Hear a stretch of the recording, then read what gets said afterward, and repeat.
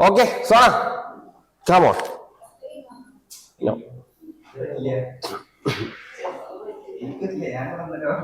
ഇവരൊക്കെ അവിടെ നിന്നിട്ടാ പറഞ്ഞത്. അതൊരു 100 ചോദ്യം ഇവര് ചോദിക്കുകയും ചെയ്തു.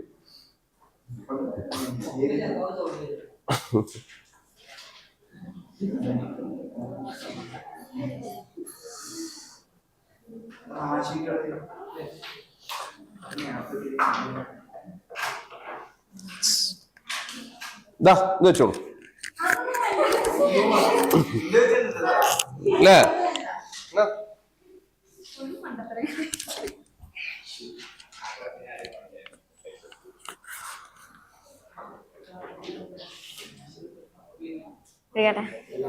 എടുക്കാട്ടോ. ഞാൻ പറയും, അത് ശ്രദ്ധിക്കുന്നുണ്ട്. ലയബിലിറ്റി ടു പേ GST ആണ് എടുക്കുന്നത്. അതിൽ സപ്ലയർ ആണ് വരുന്നെങ്കിൽ FCM ആണ്, കാരണം സപ്ലയറിന് ടാക്സ് അടക്കണം. പിന്നെ സെക്ഷൻ 9 സബ്സെക്ഷൻ 3 പറയണത് it should pay tax, recipient tax അടക്കണ സിറ്റുവേഷൻസ് ഏതൊക്കെയാണ്. അതിൽ CG ഗോട്ട് സാലഡ്സിൽ അതാണ് അതിന്റെ ഷോർട്ട് ഫോം. പിന്നെ സെക്ഷൻ 9 സബ്സെക്ഷൻ 4 പറയുന്നത് ഇഫ് സപ്ലയർ ഈസ് രജിസ്റ്റർ ആണെങ്കിൽ റെസിപ്പിയന്റ് ആണോ, റെസിപ്പിയന്റ് രജിസ്റ്റർ ആണെങ്കിൽ സപ്ലയർ അടയ്ക്കണം. ഇനി റെസിപ്പിയന്റ് രജിസ്റ്റർ അല്ലെങ്കിലും സപ്ലയർ തന്നെ അടയ്ക്കണം. പിന്നെ ഇഫ് സപ്ലയർ നോട്ട് രജിസ്റ്റർ ആണെങ്കിൽ റെസിപ്പിയന്റ് രജിസ്റ്റർ ആണെങ്കിൽ റെസിപ്പിയന്റ് അടയ്ക്കണം. ഇനി റെസിപ്പിയന്റ് രജിസ്റ്റർ അല്ലെങ്കിൽ എക്സംപ്റ്റഡ് ആണ്. പിന്നെ സെക്ഷൻ 9 സബ്സെക്ഷൻ 5 പറയുന്നത് ഇ-കൊമേഴ്സ് ഓപ്പറേറ്റേഴ്സ് എന്തെങ്കിലും സർവീസ് ഹെയ്റ്റിന് കൊടുക്കുകയാണെങ്കിൽ, അതായത് hotel service, accommodation, transfer, eater അവർക്കൊക്കെ കൊടുക്കുകയാണെങ്കിൽ ഇ-കൊമേഴ്സ് തന്നെ ആയിരിക്കണം ടാക്സ് അടയ്ക്കേണ്ടത്. ഇനി ആ ഒരു റെസിപ്പിയന്റ് അടക്കേണ്ട CG ആ സംഭവമാണ് പറയണത്. അതിൽ സെക്യൂരിറ്റി ലെൻഡിങ് സർവീസസ് ആണ്. അതായത് സപ്ലയർ റെസിപ്പിയന്റിന് എന്തെങ്കിലും സെക്യൂരിറ്റീസ് ഒക്കെ, അതായത് ബോൺസും ഷെയർസും ഒക്കെ ലെൻഡ് ചെയ്യുകയാണെങ്കിൽ അതിന് പകരം റെസിപ്പിയന്റ് സപ്ലയർക്ക് ഇൻട്രസ്റ്റ് അല്ലെങ്കിൽ എന്തെങ്കിലും ഒരു കൺസിഡറേഷനോ കൊടുക്കുകയാണെങ്കിൽ അത് RCM ആയിരിക്കും, അതായത് റെസിപ്പിയന്റ് ടാക്സ് അടയ്ക്കണം. പിന്നെ import of services OIDAR services ആണ് വരുന്നത്. അതായത് കണ്ടിന്യൂസ് ഇന്റർനെറ്റ് ആക്സസ് ആയിരിക്കും. അതിന് ഇന്റർനെറ്റ് പ്ലാറ്റ്ഫോമിലൂടെ ആയിരിക്കും അത് എന്താക്കുക. അതിൽ ഫോറിൻ കൺട്രി റെസിപ്പിയന്റ് ഫോറിൻ കൺട്രിയിൽ നിന്ന് സർവീസസ് സ്വീകരിക്കുകയാണെങ്കിൽ അതിന് പകരം അവരൊരു കൺസിഡറേഷനോ വിത്തൗട്ട് കൺസിഡറേഷനോ ആയാലും റെസിപ്പിയന്റ് വേണം ടാക്സ് അടയ്ക്കാനും.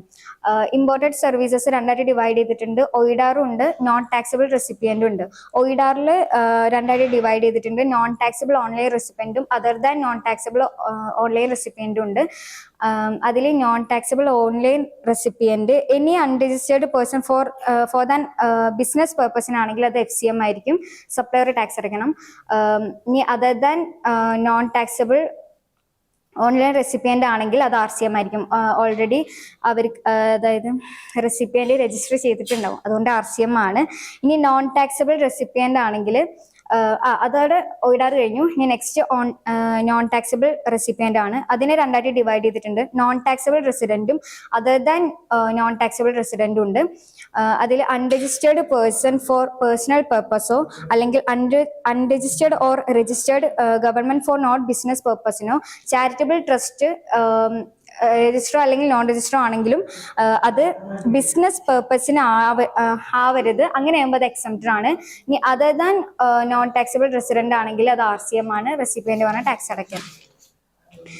നെക്സ്റ്റ് 6 വരുന്നത് റെന്റിങ് ഓഫ് മോട്ടോർ വെഹിക്കിൾ ആണ്. അതിൽ മൂവബിളും ഉണ്ട്, ഇമ്മൂവബിൾ ഉണ്ട്. അതിൽ മൂവബിൾ പ്രോപ്പർട്ടിയിൽ എക്സംപ്റ്റഡ് ആയിട്ടുള്ള കേസ് പറഞ്ഞാൽ റെന്റിങ് ഓഫ് മോട്ടോർ വെഹിക്കിൾ, അതായത് KSRTC ഒക്കെ ആയിരിക്കും. കോർപ്പറേഷനിൽ എന്താ ഗ്രേറ്റർ ദാൻ 12 പാസഞ്ചേഴ്സിന് എന്താ കൊണ്ടുപോകാനുള്ള കപ്പാസിറ്റി ഉള്ള വണ്ടി നമ്മൾ റെന്റിങ്ങിന് കൊടുക്കുകയാണെങ്കിൽ അത് എക്സംപ്റ്റഡ് ആണ്. ഇനി റെന്റിങ് കൊടുക്കുന്നത് ഒരു GTA സർവീസസ് ആണെങ്കിൽ, അതായത് കൊറിയർ ഒക്കെ ആയിട്ട് കൊടുക്കുകയാണെങ്കിൽ അതും എക്സംപ്റ്റഡ് ആണ്. പിന്നെ ഇലക്ട്രിക് വെഹിക്കിളൊക്കെ ഗ്രേറ്റർ ദാൻ 12 പാസഞ്ചേഴ്സിന് പോകാൻ പറ്റുന്ന ഒരു ലോക്കൽ അതോറിറ്റിക്ക് കൊടുക്കുകയാണെങ്കിലും അതും എക്സംപ്റ്റഡ് ആണ്. പിന്നെ up to 12th grade standards അവിടെയുള്ള ഇൻസ്റ്റിറ്റ്യൂഷൻസിനും കൊടുക്കുന്ന ട്രാൻസ്പോർട്ടേഷനും എക്സംപ്റ്റഡ് ആയിരിക്കും. ഇനി RCM വരുന്ന കേസ് എന്ന് പറഞ്ഞാൽ സപ്ലയർ ബോഡി കോർപ്പറേറ്റ് ആവും ചെയ്ത് റെസിപ്പിയന്റ് ബോഡി കോർപ്പറേറ്റ് ആണെങ്കിൽ അത് RCM ആയിരിക്കും. FCM ആണെങ്കിൽ നമുക്ക് ഒരു ഫ്യൂവൽ ബില്ല് കൊടുക്കുകയാണെങ്കിൽ കൊടുത്തില്ലെങ്കിൽ ഒരൊറ്റ ബില്ലായിട്ട് കൊടുക്കണം, അങ്ങനത്തെ കേസ് വരികയാണെങ്കിൽ അവിടെ FCM ആയിരിക്കും വരിക. അതോടെ മൂവബിൾ മൂവബിൾ കഴിഞ്ഞു. ഇനി ഇമ്മൂവബിൾ ആണ്. ഇമ്മൂവബിൾ രണ്ടായി ഡിവൈഡ് ചെയ്തിട്ടുണ്ട്. കൊമേഴ്ഷ്യൽ പ്രോപ്പർട്ടി ഉണ്ട്, റെസിഡൻഷ്യൽ പ്രോപ്പർട്ടി ഉണ്ട്. കൊമേഴ്ഷ്യൽ പ്രോപ്പർട്ടി രണ്ടെണ്ണം ഉണ്ട്. അത് കൊമേഴ്ഷ്യൽ പേർപ്പസിനുണ്ട്, റെസിഡൻഷ്യൽ പേർപ്പസിനും ഉണ്ട്. കൊമേഴ്ഷ്യൽ പേർപ്പസ് എന്ന് പറയുമ്പോൾ അതായത് ഇപ്പൊ നമ്മൾ മാളിലൊക്കെ വാടകയ്ക്ക് റൂം കൊടുക്കുകയാണെങ്കിൽ അതൊക്കെ ഒരു കൊമേഴ്ഷ്യൽ പേർപ്പസിനാണെങ്കിൽ അത് FCM ആണ്. റെസിഡൻഷ്യൽ പേർപ്പസ് എന്ന് പറഞ്ഞിട്ടുണ്ടെങ്കിൽ ആ മാളിലെ റൂമൊക്കെ താമസിക്കാൻ വേണ്ടി കൊടുക്കുകയാണെങ്കിൽ അതും FCM ആയിരിക്കും. ഇനി റെസിഡൻഷ്യൽ പ്രോപ്പർട്ടി രണ്ടായി ഡിവൈഡ് ചെയ്തിട്ടുണ്ട്. കൊമേഴ്ഷ്യൽ പേർപ്പസും റെസിഡൻഷ്യൽ പേർപ്പസും. കൊമേഴ്ഷ്യൽ പേർപ്പസ് ഇപ്പൊ ഡിസ്കസ് ചെയ്തു. ഇനി റെസിഡൻഷ്യൽ പേർപ്പസ് ആണെങ്കിൽ രജിസ്റ്റേർഡ് പേഴ്സൺ ആണെങ്കിൽ ഫാമിലി ലിവിങ്ങിനാണെങ്കിൽ RCM ആയിരിക്കും. ഇനി അതേഴ്സ് ആണെങ്കിൽ RCM ആയിരിക്കും. ഇനി അൺരജിസ്റ്റേർഡ് പേഴ്സൺ ആണെങ്കിൽ ഫാമിലി ലിവിങ്ങിന് എക്സംപ്റ്റഡ് ആണ്. ഇനി അതർ ആണെങ്കിലും എക്സംപ്റ്റഡ് ആയിരിക്കും. നെക്സ്റ്റ് വരുന്നതാണ് കോപ്പിറൈറ്റ്. അതിൽ ഒറിജിനൽ ലിറ്ററലി വർക്ക്, അതായത് എഴുതുന്നൊക്കെ ഓരോ വർക്കാണെങ്കിൽ അത് നമുക്ക് RCM FCM ഓപ്റ്റ് ചെയ്യാം. അത് കഴിഞ്ഞിട്ട് പിന്നെ ഡ്രാമാറ്റിക് വർക്കാണ്. അതായത് നമ്മൾ ഫിലിം ആർട്ടിസ്റ്റ് ഒക്കെ വർക്ക് ചെയ്യുകയാണെങ്കിൽ അതിൽ ടാക്സ് അടക്കേണ്ടത് പ്രൊഡ്യൂസറൊക്കെ ആയിരിക്കും. അത് RCM ആണ്. പിന്നെ മ്യൂസിക് ഓർ മ്യൂസിക്കൽ വർക്ക് ആണെങ്കിൽ RCM ആയിരിക്കും. ആർട്ട് വർക്ക് ആണെങ്കിൽ RCM ആയിരിക്കും. നെക്സ്റ്റ് ആണ് ഗുഡ് ട്രാൻസ്പോർട്ട് ഏജൻസി സർവീസസ്. അതൊക്കെയാണെങ്കിൽ നമുക്ക് ആ ഒരു സംഭവത്തിൽ നമുക്ക് RCM FCM നമുക്ക് ചൂസ് ചെയ്യാം. FCM ആണെങ്കിൽ 1 year ലോക്കിംഗ് പീരീഡ് ഉണ്ടാവും. ഇനി RCM എടുക്കുകയാണെങ്കിലും RCM വരാത്ത കേസ് രണ്ടെണ്ണം ഉണ്ട്. അതായത് റെസിപ്പിയന്റ് രജിസ്റ്റർ ആവരുത്, പിന്നെ രജിസ്റ്റർ അല്ല, പിന്നെ രജിസ്ട്രേഷൻ ചെയ്തിട്ടില്ല, ഫാക്ടറി ഇല്ലെങ്കിൽ ആൾക്ക് RCM എടുക്കാൻ പറ്റില്ല. പിന്നെ റെസിപ്പിയന്റ് TDS ഡിഡക്ട് ചെയ്യാൻ പറ്റില്ല. TDS കുറയ്ക്കാൻ വേണ്ടിയിട്ട് ഒരു രജിസ്റ്റർ ചെയ്തിട്ടുണ്ടെങ്കിലും അതും എടുക്കാൻ പറ്റില്ല. രണ്ടും ആവുമ്പോൾ FCM ആയിരിക്കും. നെക്സ്റ്റ് ഗവൺമെന്റ് സർവീസസ് ആണ്. ഗവൺമെന്റ് സർവീസസ് രണ്ട് സ്പെസിഫൈഡ് ആക്ടിവിറ്റീസ് ഉണ്ട്, അതർ ആക്ടിവിറ്റീസ് ഉണ്ട്. സ്പെസിഫൈഡ് ആക്ടിവിറ്റീസ് ആണ് ഇപ്പൊ പറയുന്നത്. അതിൽ പോസ്റ്റ് ഓഫീസ് സർവീസസ് വരുന്നുണ്ട്. പോസ്റ്റ് ഓഫീസ് തന്നെ രണ്ടായിട്ട് ഡിവൈഡ് ചെയ്തിട്ടുണ്ട്. ഇപ്പോൾ post card, inland letter, ordinary post ഒക്കെ വരികയാണെങ്കിൽ എക്സംപ്റ്റഡ് ആണ്. അതിന് പകരം വല്ല സ്പീഡ് പോസ്റ്റോ മണി ഓർഡറോ ഒക്കെ വരികയാണെങ്കിൽ അത് ടാക്സബിൾ ആയിരിക്കും. പിന്നെ transportation of passengers or goods വരുമ്പോൾ അത് വേറെ ചാപ്റ്ററിൽ ഡിസ്കസ് ചെയ്യുന്ന എഴുതിയിട്ടുള്ള. Okay, next service to craft or വെസലാണ്.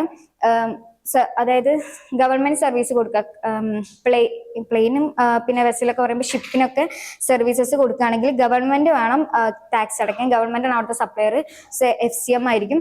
പിന്നെ നെക്സ്റ്റ് അതിൽ സർവീസസ് ടു ബിസിനസ് എൻറ്റിറ്റീസ്, അത് തന്നെ രണ്ടെണ്ണമായിട്ട് ഡിവൈഡ് ചെയ്തിട്ടുണ്ട്. എക്സംപ്റ്റഡ് ആക്ടിവിറ്റീസ് ഉണ്ട്, അതർ ആക്ടിവിറ്റീസ് ഉണ്ട്. എക്സംപ്റ്റഡ് ആക്ടിവിറ്റീസ് കുറെ ഉണ്ട്, അത് ഞാൻ വായിക്കാതാണ് കേട്ടോ. ഓക്കെ, RTI ചാർജസ് ഉണ്ട്. Right to use telecom spectrum ഉണ്ട്. OTC plus AC. അതിൽ OTC എന്ന് ഉദ്ദേശിക്കുന്നത് 1 ടൈം ചാർജും AC പറയുന്നത് ആനുവൽ ചാർജ് കേട്ടോ. അപ്പോൾ till 1/4/2060 right to use natural resources. OTC till 1/4/2060 right to use natural resources to individual farmer. Registration charges under any law, safety certificate charges, MOT charges, birth certificate charges, death certificate charges, driving license, passport, visa charges, profit petroleum, national permit charges, guarantee commission. അതായത് ഇപ്പോൾ government എന്തിനേലൊക്കെ guarantee നിൽക്കുകയാണെങ്കിൽ അതിന് പകരം അവർക്ക് commission കിട്ടും. ആ commission നമ്മൾ എക്സംപ്റ്റഡിൽ കൂട്ടും. അപ്പം അതിൽ എക്സംപ്റ്റഡ് ആക്ടിവിറ്റീസ് കഴിഞ്ഞു. നെക്സ്റ്റ് അതിൽ വരുന്നതാണ് അതർ ആക്ടിവിറ്റീസ്. അതർ ആക്ടിവിറ്റീസ് രണ്ടായിട്ട് ഡിവൈഡ് ചെയ്തിട്ടുണ്ട്. റെന്റിങ് ഓഫ് ഇമ്മൂവബിൾ പ്രോപ്പർട്ടി ഉണ്ട്, അതർ ആക്ടിവിറ്റീസും ഉണ്ട്. റെന്റിങ് ഓഫ് ഇമ്മൂവബിൾ പ്രോപ്പർട്ടിയിൽ റെസിപ്പിയന്റ് രജിസ്റ്റർ ആണെങ്കിൽ അത് RCM ആയിരിക്കും. ഇനി റെസിപ്പിയന്റ് നോട്ട് രജിസ്റ്റർ ആണെങ്കിൽ അത് FCM ആയിരിക്കും. ഇനി അതർ ആക്ടിവിറ്റീസും രണ്ടായിട്ട് ഡിവൈഡ് ചെയ്തിട്ടുണ്ട്. അതായത് ബിസിനസ് പ്രീവിയസ് ഇയറിൽ ടേൺ ഓവർ, അതായത് പ്രീവിയസ് ഇയറിലെ ടേൺ ഓവർ എക്സംപ്റ്റഡ് ലിമിറ്റിന് താഴെയാണെങ്കിലോ അല്ലെങ്കിൽ സിംഗിൾ ബില്ല് 5,000 താഴെയാണെങ്കിലോ എക്സംപ്റ്റഡ് ആയിരിക്കും. അതർവൈസ് അത് RCM ആയിരിക്കും. അതാണ് സ്പെസിഫൈഡ് ആക്ടിവിറ്റീസ്. അത് കംപ്ലീറ്റ് ആയി. ഇനി അതിൽ തന്നെ ഗവൺമെന്റ് സർവീസ് അതർ ആക്ടിവിറ്റീസ് പറയുന്നുണ്ട്. It is not even supply, അതായത് അത് ഷെഡ്യൂൾ 3 സെക്ഷൻ 7 പ്രകാരം അത് എക്സംപ്റ്റഡ് അല്ല. അത് RCM അല്ലേ ഉദ്ദേശിച്ച് ആവും, എക്സംപ്റ്റഡ് അല്ല എന്തായാലും. ഓക്കെ, ഇനി overseeing committee services to RBI. അത് പറഞ്ഞിട്ടുണ്ടെങ്കിൽ RBI ബാങ്കിന് എന്തെങ്കിലും RBI ബാങ്ക് ഇൻസ്പെക്ട് ചെയ്യാൻ അല്ലെങ്കിൽ ലോൺ കൊടുത്തവരൊക്കെ ഇൻസ്പെക്ട് ചെയ്യാനൊക്കെ വേണ്ടി ഓരോ ബാങ്കിൽ ഓരോരോ ഒഫീഷ്യലിനൊക്കെ അയക്കും. അപ്പൊ ഇങ്ങനെ പോകുന്ന ആൾക്കാർ RBIക്ക് ഒരു ചാർജ് കൊടുക്കണം. അങ്ങനെ ആകുമ്പോൾ RBI ആണ് അവിടെ GST പേ ചെയ്യേണ്ടത്. പിന്നെ TDR, FSI ആണ് ലോങ് ടേം ലീസ് എന്ന് പറഞ്ഞാൽ. TDR പറഞ്ഞാൽ ട്രാൻസ്ഫർ ഓഫ് ഡെവലപ്മെന്റ് റൈറ്റ്സും, FSI എന്ന് പറഞ്ഞാൽ ഫ്ലോർ സ്പേസ് ഇൻഡെക്സും ആണ്. ലോങ് ടേം ലീസ് അതായത് ഒരു ഗ്രേറ്റർ ദാൻ 30 years കാലാവധി ഏതെങ്കിലും ഒരു പ്ലോട്ടോ അല്ലെങ്കിൽ ബിൽഡിങ്ങോ ലീസിന് കൊടുക്കുകയാണെങ്കിൽ ആ ഒരു സംഭവമാണ് അത്. പിന്നെ TDR-FSI ഇപ്പൊ നമ്മളൊരു പ്ലോട്ട് ട്രാൻസ്ഫർ ചെയ്യും ഒരു ബിൽഡർക്ക്, ആളത് എന്തെങ്കിലും ഫ്ലാറ്റ് ഒക്കെ ആയിട്ട് ഉണ്ടാക്കും. അപ്പൊ അതിലൊരു 3-4 ഫ്ലാറ്റ് നമുക്ക് തരിക, ഒന്നില്ലെങ്കിൽ അത് തരും, അല്ലെങ്കിൽ നമുക്ക് ക്യാഷ് തരും. അങ്ങനെ നമുക്കൊരു ആ ഒരു TDR-FSI ഒരു കൺസിഡറേഷൻ കിട്ടുന്നത് ഒരു റെസിഡൻഷ്യൽ യൂണിറ്റിനാണ് നമുക്ക് തരുന്നെങ്കിൽ അത് എക്സംപ്റ്റഡ് ആയിരിക്കും. നമുക്കത് ഇപ്പൊ ഞാൻ പറഞ്ഞല്ലോ, അതിൽ 3-4 ഫ്ലാറ്റും തരും, അല്ലെങ്കിൽ ഒരു ക്യാഷും തരും. അതിൽ ആ ക്യാഷ് ആണ് തരുന്നെങ്കിൽ അത് ടാക്സബിൾ അണ്ടർ RCM ആണ്. ഇനി ഇപ്പോ ഗ്രേറ്റർ ദാൻ 30 ഇയർ കാലാവധി വരുന്ന ഏതെങ്കിലും പ്ലോട്ടാണ് നമ്മൾ ലീസിന് കൊടുക്കണമെങ്കിൽ, ലെസ്സർ ദാൻ 30 ഇയർ ആണ് കൊടുക്കണമെങ്കിൽ അത് FCM ആയിരിക്കും, അതർവൈസ് അത് RCM ആയിരിക്കും. നെക്സ്റ്റ് സ്പോൺസർഷിപ്പ് ആണ്. അതായത് ഇപ്പൊ മൗലാന എന്നുള്ളൊരു ഫേം, ഇപ്പൊ ഞാൻ റെസിപ്പിയന്റ് ആണെങ്കിൽ എനിക്കാണ് അവര് എന്തെങ്കിലും സ്പോൺസർ ചെയ്യണമെങ്കിൽ, ഞാനൊരു ബോഡി കോർപ്പറേറ്റീവ് ഫേം ആണെങ്കിൽ അത് RCM ആയിരിക്കും, അതർവൈസ് അത് FCM ആയിരിക്കും. ഇനി സ്പോൺസർഷിപ്പ് എക്സംഷൻ ആവണ കുറച്ച് കേസ് എന്ന് പറഞ്ഞിട്ടുണ്ടെങ്കിൽ national sports federation, civil service sports federation, university sports federation, panchayat sports federation, para Olympic committee or Olympic association വരാണെങ്കിൽ അതൊക്കെ എക്സംഷൻസ് ആയിരിക്കും. ഇനി നെക്സ്റ്റ് ഏജൻസി സർവീസസ് ആണ്. അതായത് ഇൻഷുറൻസ് ഏജൻസി റൂറൽ ഏരിയ ആണെങ്കിൽ എക്സംപ്റ്റഡ് ആയിരിക്കും, അർബൻ ഏരിയ ആണെങ്കിൽ RCM ആയിരിക്കും. ബിസിനസ് ഫെസിലിറ്റേറ്റ് റൂറൽ ഏരിയ ആണെങ്കിൽ എക്സംപ്റ്റഡ് ആയിരിക്കും, അർബൻ ഏരിയ ആണെങ്കിൽ RCM ആയിരിക്കും. ബിസിനസ് കറസ്പോണ്ടന്റ് അവരൊരു ഏജന്റിനെ അപ്പോയിന്റ് ചെയ്യും, ആ ഏജന്റ് റൂറൽ ആണെങ്കിൽ എക്സംപ്റ്റഡ് ആയിരിക്കും, അർബൻ ആണെങ്കിൽ അത് RCM ആയിരിക്കും. ഇനി ഡയറക്റ്റ് സെല്ലിംഗ് ഏജൻസി പറഞ്ഞാൽ അതൊരു ബോഡി കോർപ്പറേറ്റോ അല്ലെങ്കിൽ ഒരു ഫേമോ ആണെങ്കിൽ അത് FCM ആയിരിക്കും. ഇനി ബോഡി കോർപ്പറേറ്റോ അല്ലെങ്കിൽ ഒരു ഫേമോ അല്ലെങ്കിൽ അത് RCM ആയിരിക്കും. നെക്സ്റ്റ് റിക്കവറി ഏജൻസി ആണ്, അത് RCM. അവർക്ക് പ്രത്യേകിച്ച് ഒന്നുമില്ല, RCM തന്നെ ഡയറക്റ്റ് ആയിട്ട് RCM ആയിരിക്കും വരിക. നെക്സ്റ്റ് അഡ്വക്കേറ്റ് സർവീസസ്, നമ്മളൊരു വേറൊരു അഡ്വക്കേറ്റിന് നമ്മൾ അഡ്വൈസ് കൊടുക്കുകയാണെങ്കിൽ അത് എക്സംപ്റ്റഡ് ആയിരിക്കും. അൺരജിസ്റ്റേർഡ് പേഴ്സൺ ആണെങ്കിൽ കൊടുക്കുന്നത് അത് എക്സംപ്റ്റഡ് ആണ്. ഗവൺമെന്റ് ഓർ ലോക്കൽ അതോറിറ്റി കൊടുക്കുന്നത് എക്സംപ്റ്റഡ് ആണ്. Business entity turn over GST limit ആണെങ്കിൽ അത് എക്സംപ്റ്റഡ് ആയിരിക്കും. ഇനി ടേൺ ഓവർ GST ലിമിറ്റിന് കൂടുതലാണെങ്കിൽ അത് RCM ആയിരിക്കും.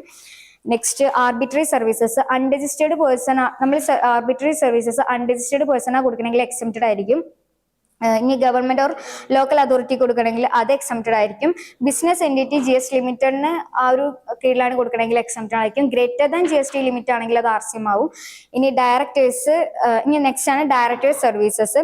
എംപ്ലോയിനെ ഡയറക്ടർ അവിടുത്തെ എംപ്ലോയീസിനെ ഡയറക്ടർ ആക്കുന്നത് എക്സംപ്റ്റഡ് ആണ്. ഇനി ഓണറിനെ ഡയറക്ടർ ആക്കുകയാണെങ്കിൽ അത് പേഴ്സണൽ സർവീസസ്, അതായത് ഇന്റേണൽ ഓഡിറ്റ് ഒക്കെ നോക്കാൻ വേണ്ടിയിട്ടൊക്കെ ആണെങ്കിൽ അത് FCM ആയിരിക്കും. ഇനി ഡയറക്ടർഷിപ്പ് സർവീസസ്, അതായത് ഡിസിഷൻ മേക്കിംഗ്, മീറ്റിംഗ്സ്, ഇനി ഓഡിറ്റേഴ്സ് അതൊക്കെ നടത്താണെങ്കിൽ അത് RCM ആയിരിക്കും, അതായത് കമ്പനി വേണം ടാക്സ് അടയ്ക്കാൻ.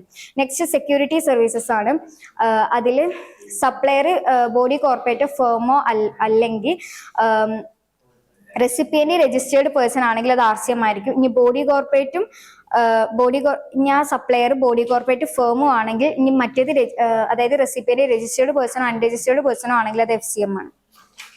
കഴിഞ്ഞ്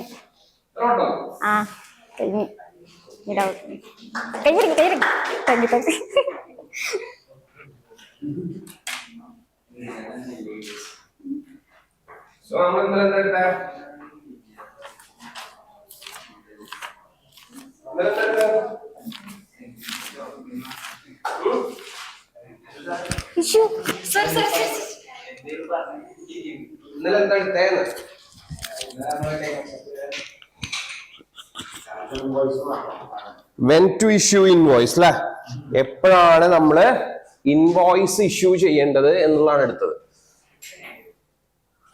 സോ അതിനുശേഷം നെക്സ്റ്റ് ടോപ്പിക് എന്താ? Time of supply.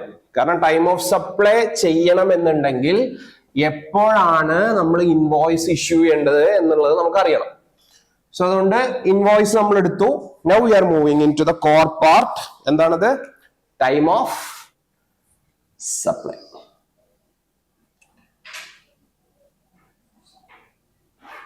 Time of supply. So time of സപ്ലൈന്റെ കാര്യം എന്തായിരുന്നു time of supply? Time of supply എന്ന് പറഞ്ഞാൽ നമ്മള് എപ്പോഴാണ് ടാക്സ് അടയ്ക്കേണ്ടത്. ഓക്കെ, അതാണ് ടൈം ഓഫ് സപ്ലൈ. അല്ലെങ്കിൽ എപ്പോഴാണ് നമ്മള് സപ്ലൈ നടന്നു എന്ന് മനസ്സിലാക്കേണ്ടത്. ഇതാണെന്ത്? Time of supply. സോ എന്തിനാണിത്? അതായത് തുടങ്ങുന്ന സമയത്ത് നമ്മൾ നോക്കി ഇതിൽ GST ലെവി ചെയ്യണോന്ന് നോക്കി, അതിനുശേഷം ഇതില് സപ്ലൈ ആണോ എന്ന് നോക്കി, ഇതിൽ ഗുഡ്സ് ആണോ സർവീസ് ആണോ എന്ന് മനസ്സിലാക്കി, എക്സംഷൻസ് ഇതിനുണ്ടോ എന്നുള്ളത് മനസ്സിലാക്കി. ഇതിനൊക്കെ ശേഷമാണ് നമ്മൾ എന്ത് ചെയ്യുന്നത്. ഓക്കെ, സോ എല്ലാം നമ്മൾ നോക്കി. സോ എനിക്ക് എന്ത് മനസ്സിലായി, ടാക്സ് അടയ്ക്കേണ്ട കാര്യം തന്നെയാണ് ഞാൻ ചെയ്തിട്ടുള്ളത്. അപ്പൊ നെക്സ്റ്റ് ക്വസ്റ്റ്യൻ എന്ന് പറഞ്ഞാൽ എപ്പോ നമ്മൾ ടാക്സ് അടയ്ക്കണം എന്നുള്ള, അല്ലെ? ടാക്സ് അടയ്ക്കണം എന്ന് മനസ്സിലാക്കി കഴിഞ്ഞാൽ എപ്പോ അടയ്ക്കണം എന്നുള്ളത് നമുക്ക് അറിയണം. അത് ആക്ച്വലി എപ്പോ അടയ്ക്കണം എന്നുള്ളതിൽ കൺഫ്യൂഷൻ വരാൻ എന്താ കാരണം, ചിലപ്പോ ഇൻവോയ്സ് ഞാൻ കൊടുക്കുന്ന സമയത്ത് ഞാൻ അടയ്ക്കണം, അതോ പേയ്മെന്റ് കിട്ടുമ്പോ ഞാൻ അടച്ചാൽ മതിയോ, അതോ വേറെ ഏതെങ്കിലും ഒരു സമയത്താണോ ഞാൻ അടയ്ക്കേണ്ടത്. സോ അതിൽ ക്ലാരിഫിക്കേഷൻ ഇല്ല. സോ അതുകൊണ്ടാണ് നമ്മൾ എന്ത് പഠിക്കുന്നത്, ടൈം ഓഫ് സപ്ലൈ പഠിക്കുന്നത്. ഇനി ടൈം ഓഫ് സപ്ലൈയിൽ തന്നെ നമുക്ക് ഗുഡ്സും ഉണ്ട്. ഗുഡ്സിന്റെ കേസസിൽ ഒരു തരത്തിലുള്ള ടൈം ഓഫ് സപ്ലൈ ആണ് യൂസ് ചെയ്യാറ്. സർവീസസിന്റെ സമയത്ത് വേറെ തരത്തിലുള്ള ഒരു ടൈം ഓഫ് സപ്ലൈ ആണ് നമ്മൾ യൂസ് ചെയ്യാറ്. ഓക്കെ, അപ്പൊ ഗുഡ്സിന്റെ കേസിൽ നമ്മൾ ടാക്സ് അടയ്ക്കേണ്ട ടൈം അല്ല, സർവീസസ് വരുമ്പോൾ നമ്മൾ ടാക്സ് അടയ്ക്കേണ്ട സമയം. ഓക്കെ, സോ ഫസ്റ്റ് ഒരു ഹൊറിസോണ്ടൽ പേജ് എടുത്തിട്ട് വലുതാക്കി വരയ്ക്കുക. നമുക്ക് ഏതാണ്ട് താഴോട്ട് 8 പോയിന്റോളം പറയാനുണ്ട്. എന്ത്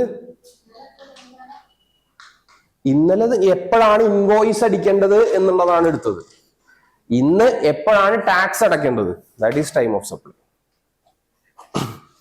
ഓക്കെ, താഴോട്ട് ഏതാണ്ട് 8 പോയിന്റുകൾ ഉണ്ട്, ഇവിടെയും ഇവിടെയുമായിട്ട്. ഓക്കെ, സോ നമുക്ക് ഒരു ഫുൾ പേജ് തന്നെ വേണ്ടി വരും.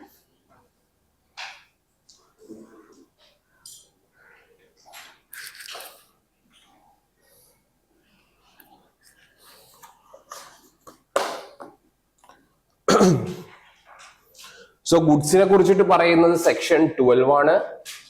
സർവീസസിനെ കുറിച്ച് പറയുന്നത് സെക്ഷൻ 13 ആണ്.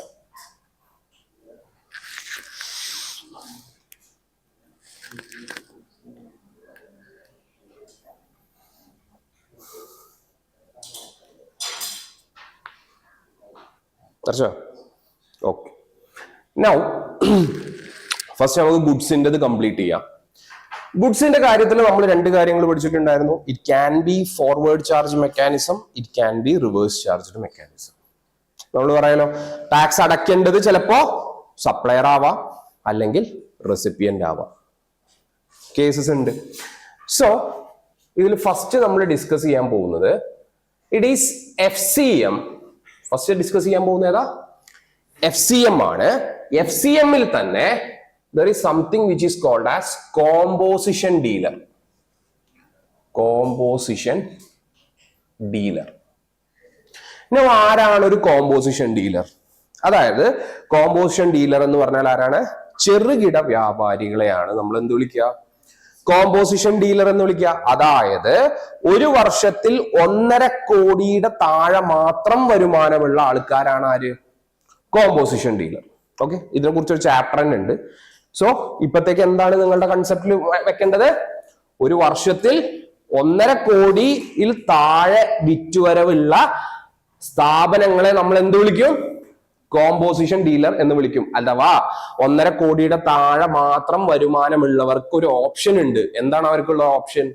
നിങ്ങൾക്ക് എയ്തർ നോർമൽ GST എടുക്കാം, അല്ലെങ്കിൽ കോമ്പോസിഷൻ GST എടുക്കാം. സോ നിങ്ങൾ കോമ്പോസിഷൻ GST ആണ് എടുക്കുന്നതെങ്കിൽ they are called as composition dealer. Clear?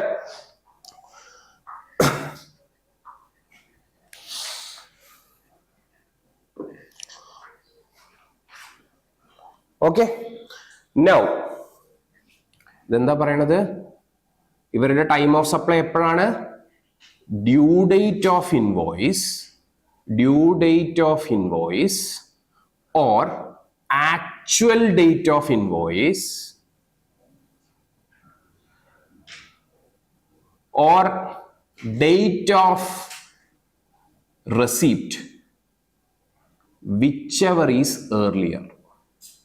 എന്താണ് എപ്പോഴാണ് നമ്മൾ ടാക്സ് അടയ്ക്കേണ്ടത്? എന്താ ഡ്യൂ ഡേറ്റ് ഓഫ് ഇൻവോയ്സ്? അതിനായിരുന്നു നമ്മൾ കഴിഞ്ഞ ചാർട്ട് വരച്ചിരുന്നത്. എപ്പോഴാണ് ഒരാൾ ഇൻവോയ്സ് അടിക്കേണ്ടത്? ആ ദിവസത്തെയാണ് നമ്മൾ എന്ത് വിളിക്കുക? ഡ്യൂ ഡേറ്റ് ഓഫ് ഇൻവോയ്സ് എന്ന് വിളിക്കുക. അപ്പൊ ഡ്യൂ ഡേറ്റ് ഓഫ് ഇൻവോയ്സ് ആണോ, ആക്ച്വൽ ഡേറ്റ് ഓഫ് ഇൻവോയ്സ് ആണോ, ഡേറ്റ് ഓഫ് റെസീപ്റ്റ് ആണോ, ഏതാണോ ആദ്യം വരുന്നത് ആ ദിവസത്തിലാണ് നമ്മൾ ടാക്സ് അടയ്ക്കേണ്ടത്. Due date of invoice, actual date of invoice or date of receipt, whichever is earlier. Okay? Okay now? Now, second one, നമുക്ക് FCM othersഉം ഇല്ലേ, കോമ്പോസിഷൻ അല്ലാത്ത ബാക്കിയുള്ളവർക്കും ഒരു FCM വരുന്നുണ്ടല്ലോ അല്ലെ, 1.5 കോടിയുടെ താഴെ അല്ലാത്തവർക്കും FCM വരാലോ. സോ അവർക്ക് എങ്ങനെ വരിക? സിമ്പിൾ ആണ്. That is due date of invoice or actual date of invoice, whichever is earlier. അതായത് ഈ മൂന്നാമത്തെ കൺസെപ്റ്റ് ഇല്ല, ഡേറ്റ് ഓഫ് റെസീപ്റ്റ് അവിടെ എടുക്കില്ല. ഡ്യൂ ഡേറ്റ് ഓഫ് ഇൻവോയ്സോ ആക്ച്വൽ ഡേറ്റ് ഓഫ് ഇൻവോയ്സോ whichever is earlier. ഓക്കെ,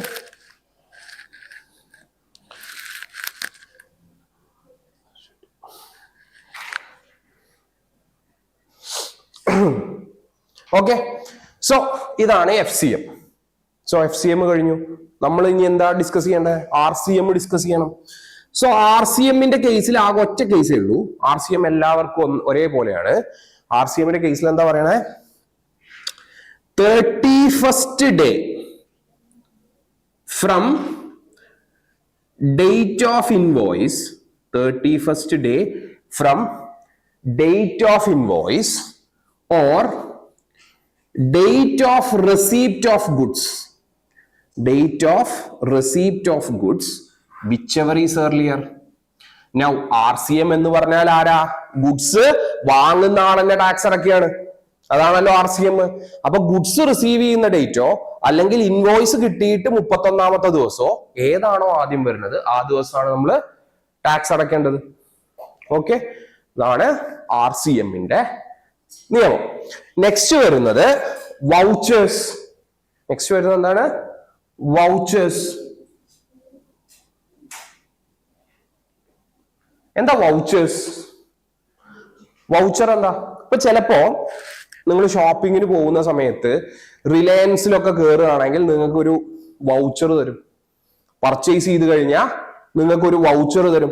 അതായത് അടുത്ത ഇത്രാം തീയതിയുടെ ഉള്ളിൽ വന്നിട്ട് നിങ്ങൾ പർച്ചേസ് ചെയ്യുകയാണെങ്കിൽ ഇത്ര രൂപ നിങ്ങൾക്ക് ഇന്ന പ്രൊഡക്റ്റുകൾ നിങ്ങൾക്ക് എടുക്കാം എന്ന് പറഞ്ഞിട്ട് നിങ്ങൾക്ക് വൗച്ചർ തരും.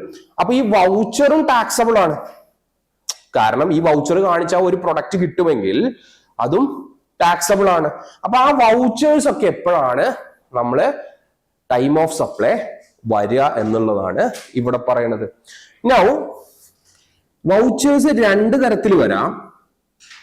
അതായത് ഒന്നെങ്കിൽ പ്രൊഡക്റ്റ് ഐഡന്റിഫയബിൾ ആവാം, പ്രൊഡക്റ്റ് ഐഡന്റിഫയബിൾ ആവാം, അല്ലെങ്കിൽ നോൺ ഐഡന്റിഫയബിൾ ആവാം. ഇതെന്താ ഞാൻ പറഞ്ഞുതരാം. അതായത് വൗച്ചറിൽ ക്ലിയർ ആയിട്ട് എഴുതിയിട്ടുണ്ടാവും ഇന്ന ദിവസം വന്നാൽ നിങ്ങൾക്ക് ഒരു കുക്കർ കിട്ടും. സോ അതിലെന്താ പ്രൊഡക്റ്റ് കൃത്യമായി രേഖപ്പെടുത്തിയിട്ടുണ്ട്, എന്ത് പ്രൊഡക്റ്റാ കിട്ടുക എന്നുള്ളത് കൃത്യമായി രേഖപ്പെടുത്തിയിട്ടുണ്ട്. പ്രൊഡക്റ്റ് നോൺ ഐഡന്റിഫയബിൾ എന്ന് പറഞ്ഞാൽ എന്താ? 500 രൂപയുടെ വൗച്ചറാ, അതുകൊണ്ട് നിങ്ങൾക്ക് എന്ത് വേണമെങ്കിലും വാങ്ങാം, പ്രൊഡക്റ്റ് അറിയില്ല. നമ്മൾ ചിലപ്പോൾ കുക്കറായിരിക്കും വാങ്ങുന്നത്, നമ്മൾ ചിലപ്പോൾ ഫാൻ ആയിരിക്കും വാങ്ങുന്നത്, ഡിഫർ. സോ പ്രൈസ് മാത്രമേ തന്നിട്ടുള്ളെങ്കിൽ that is product non identifiable. Clear ആണോ? ഇനി വൗച്ചർ ഐഡന്റിഫയബിൾ ആണെങ്കിൽ എന്നാണ് നമ്മളുടെ ഡേറ്റ് ഓഫ് വൗച്ചർ ആണ് ടാക്സ് അടയ്ക്കേണ്ട ടൈം. ഡേറ്റ് ഓഫ് വൗച്ചർ ആണ് നമ്മൾ ടാക്സ് പേ ചെയ്യേണ്ട time.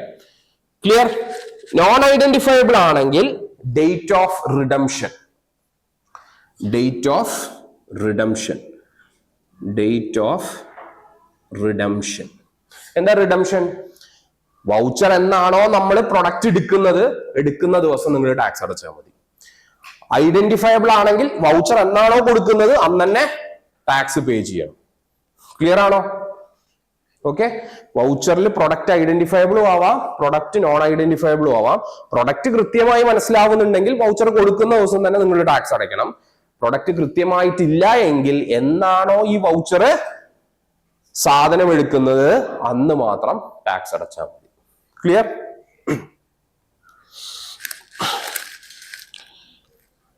Next residual cases where periodic returns needed to be filed. Next അടുത്ത പോയിന്റ് അടിയിൽ residual cases where periodic returns needed to be filed. Residual cases were periodical returns needed to be filed. എന്താ residual cases? നമ്മൾ മുകളിൽ പറയാത്ത ഏതെങ്കിലും ഒരു case വരികയാണ്. Okay, residual case എന്താ? നമ്മൾ മുകളിൽ പറയാത്ത FCM അല്ല RCM അല്ലാത്തൊരു കേസ് വരികയാണ് എങ്കിൽ എന്ത് ചെയ്യും? അതാണ് റെസിജ്വൽ കേസ്. അപ്പൊ റെസിജ്വൽ കേസ് ഉണ്ട്, റിട്ടേൺ ഫയൽ ചെയ്യാനും നിർബന്ധമായിട്ടുള്ള ട്രാൻസാക്ഷൻ ആണെങ്കിൽ ഡേറ്റ് ഓഫ് റിട്ടേൺ ആണ് അതിന്റെ ടാക്സ് അടയ്ക്കേണ്ട തീയതി. എന്താ റെസിജ്വൽ കേസസ്? അതായത് FCM-ലും പെടുന്നില്ല RCM-ലും പെടുന്നില്ലാത്തൊരു ട്രാൻസാക്ഷനാണ് വരുന്നതെങ്കിൽ അതാണ് റെസിജ്വൽ കേസസ്. ആ റെസിജ്വൽ കേസസിന് പീരിയോഡിക്കൽ ആയിട്ടുള്ള മന്ത്ലിയോ ക്വാർട്ടർലിയോ റിട്ടേൺ ഫയൽ ചെയ്യാനുണ്ടെങ്കിൽ ഡേറ്റ് ഓഫ് ആ റിട്ടേൺ ആണ് നമ്മൾ ടാക്സ് അടയ്ക്കേണ്ട തീയതി. ക്ലിയർ ആണോ? റെസിജ്വൽ കേസസ് രണ്ട് രീതിയിലുണ്ട്. ഒന്ന് റിട്ടേൺ ഫയൽ ചെയ്യേണ്ടത്, ഒന്ന് റിട്ടേൺ ഫയൽ ചെയ്യേണ്ടാത്തത്. ഓക്കെ, റിട്ടേൺ ഫയൽ ചെയ്യേണ്ടതാണെങ്കിൽ ഡേറ്റ് ഓഫ് റിട്ടേൺ ആണ് ടാക്സ് അടയ്ക്കേണ്ട ടൈം. അല്ലെങ്കിൽ എന്ത് വരും? ഡേറ്റ് ഓഫ് റെസിപ്റ്റ് അല്ലെങ്കിൽ date of GST paid. Date of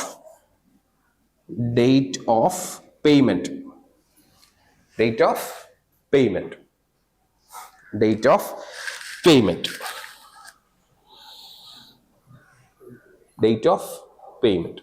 എന്താ മനസ്സിലായില്ലേ? അതായത് ഇതിന് GST വരുമോ എന്ന് നമുക്ക് തന്നെ അറിയില്ല. അങ്ങനത്തെ കേസസ് ആണ് എന്നുണ്ടെങ്കിൽ റിട്ടേൺ ഫയൽ ചെയ്യാൻ നമുക്കുണ്ട് എന്നുണ്ടെങ്കിൽ ആ റിട്ടേൺ ഫയൽ ചെയ്യേണ്ട ഡേറ്റ് ആണ് നമ്മൾ ടാക്സ് അടയ്ക്കേണ്ടത്.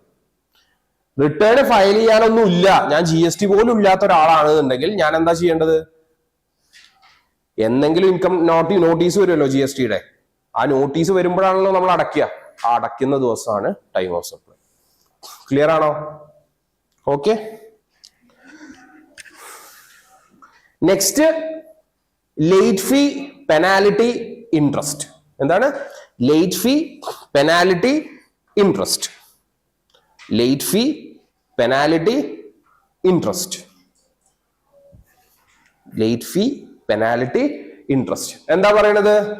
ഞാൻ ഇതിൽ കുറച്ച് കൺഫ്യൂഷൻ ഉണ്ട്. ഇൻട്രസ്റ്റ് എക്സംപ്റ്റഡ് ആണ് അല്ലെ? ഇൻട്രസ്റ്റ് എക്സംപ്റ്റഡ് ആണ്.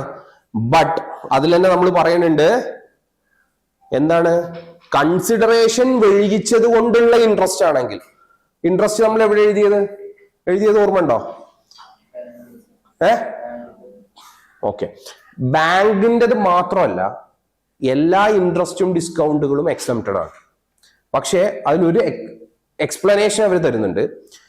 ഞാനൊരു പ്രൊഡക്റ്റ് വിറ്റു, നിങ്ങൾ പൈസ തരാൻ വൈകിച്ചതിന് ഞാൻ മേടിക്കുന്ന ഇൻട്രസ്റ്റ് ആണെങ്കിൽ അതിന് ഞാൻ വാങ്ങണം, അതിന് ഞാൻ GST പേ ചെയ്യണം. അപ്പൊ എന്താ? നോർമലി ലോണ് കൊടുത്തതിനുള്ള ഇൻട്രസ്റ്റ് ആണെങ്കിൽ എക്സംപ്റ്റഡ് ആണ്. പക്ഷേ ഞാൻ തന്ന പ്രൊഡക്റ്റിന്റെ പൈസ നിങ്ങൾ തരാത്തത് കൊണ്ട് ഞാൻ നിങ്ങളിൽ നിന്ന് ഇൻട്രസ്റ്റോ പെനാലിറ്റിയോ ഈടാക്കുകയാണെങ്കിൽ അതെന്താണ്? അതിന് ഞാൻ ടാക്സ് കൊടുക്കണം. ആ ഇൻട്രസ്റ്റ് ആണ് ഞാൻ ഇവിടെ പറയുന്നത്. ഓക്കെ, അപ്പോ ലേറ്റ് പേയ്മെന്റ് ഓഫ് കൺസിഡറേഷന് വേണ്ടിയിട്ടുള്ള ഇൻട്രസ്റ്റ് ആണ് ഇവിടെ പറയുന്നത്. എന്നാണ് അതിന്റെ ടൈം ഓഫ് സപ്ലൈ വരുന്നത്? ഡേറ്റ് ഓഫ് പേയ്മെന്റ് ആണ് അതിന്റെ time of supply.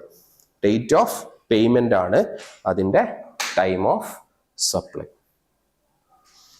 Date of payment ആണ് അതിന്റെ ടൈം ഓഫ് സപ്ലൈ. ക്ലിയർ ആണോ? സോ എന്തൊക്കെ നമ്മൾ ഡിസ്കസ് ചെയ്തു? FCM for composition dealers, FCM for others, RCM, voucher product identified, voucher product not identified, അതേപോലെ തന്നെ residual cases were return to be filed, residual cases others, അതേപോലെ തന്നെ interest, penalty and ഫീ.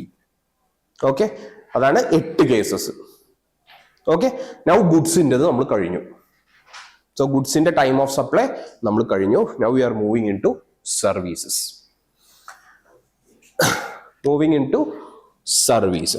സർവീസസിന്റെ കേസിൽ first one is first one is same like this FCM. സർവീസസിന്റെ കേസിൽ FCM. Now സർവീസസിന് composition dealering applicable അല്ല, അവർക്കുള്ളത് പ്രിസംപ്റ്റീവ് ഡീലിംഗ് ആണ്. പക്ഷെ അത് ഇവിടെ ഇൻവോൾവ് അല്ല. ഓക്കെ, ഇവിടെ വെറും FCM ഉള്ളൂ. ആൻഡ് രണ്ട് കേസസ് വരും ഇതില് FCM-ല്. ഏതൊക്കെയാ രണ്ട് കേസസ്? ഒന്ന്, ഇൻവോയ്സ് ഡ്യൂ ഡേറ്റിന്റെ ഉള്ളിൽ തന്നെ നമ്മൾ കൊടുത്തിട്ടുണ്ട്. ഞാൻ സർവീസസിന്റെ ചാപ്റ്റർ മീൻസ് ഇൻവോയ്സിങ് ചാപ്റ്റർ എടുത്തപ്പോ ഞാൻ പറഞ്ഞു, സർവീസസിന്റെ കേസിൽ ഇൻവോയ്സ് അടിക്കേണ്ടത് എപ്പോഴാ? സർവീസ് കൊടുത്ത് 30 ദിവസത്തിന്റെ ഉള്ളിലാ. ബാങ്ക് ആണെങ്കിൽ 45 ദിവസത്തിന്റെ ഉള്ളിലാ. സോ ആ ഡേറ്റിന്റെ ഉള്ളിൽ നിങ്ങൾ ഇൻവോയ്സ് അടിച്ചിട്ടുണ്ടെങ്കിൽ ഒരു കേസാണ്, അടിച്ചിട്ടില്ലെങ്കിൽ സെക്കൻഡ്. ഓക്കെ, സോ ഫസ്റ്റ് എഴുതുക FCM were invoice issued within due date. Services were invoice issued within due date. Within due date. Clear?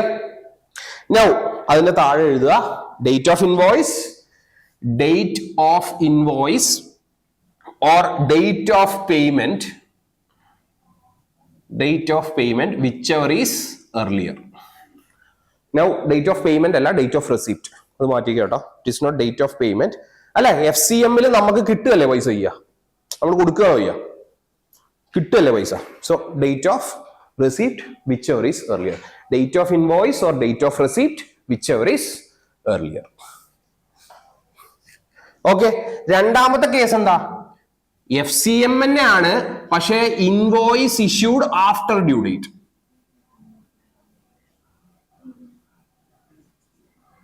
FCM തന്നെയാണ്, but invoice issued after due date.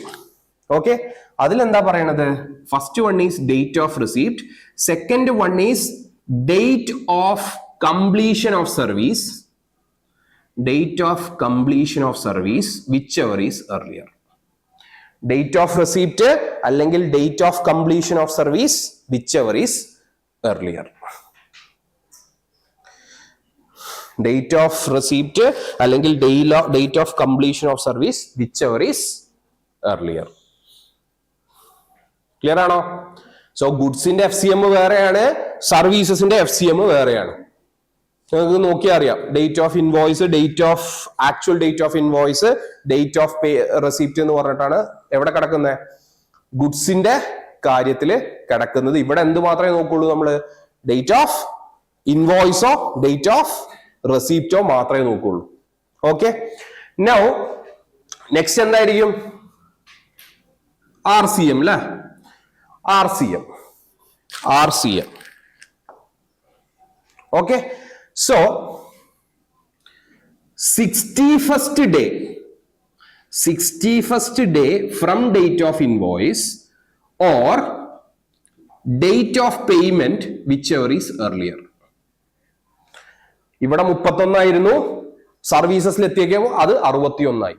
എങ്ങനെയാ അത് വരുന്നത്? ഇൻവോയ്സ് അടിക്കേണ്ടത് 30 ദിവസമാണ് സർവീസസിൽ, plus ഈ 31, so 61. Okay, 61st day from date of invoice or date of payment, whichever is earlier. ഇവിടെ നിങ്ങൾക്ക് ശ്രദ്ധിച്ചറിയാം, ഞാൻ FCM-ൽ എപ്പോഴും റെസിപ്റ്റ് ആണ് യൂസ് ചെയ്തിട്ടുള്ളത്. RCM-ലേക്ക് വന്നപ്പോൾ പേയ്മെന്റ് യൂസ് ചെയ്തു. കാരണം എന്താ? RCM-ൽ വരുമ്പോൾ റെസിപ്പിയന്റ് കൊടുക്കുകയാണ് പൈസ. ഓക്കെ, ക്ലിയർ ആണോ? ഇത് ക്ലിയർ ആണോ? സോ നമ്മൾ എത്ര ഐറ്റം കഴിഞ്ഞു?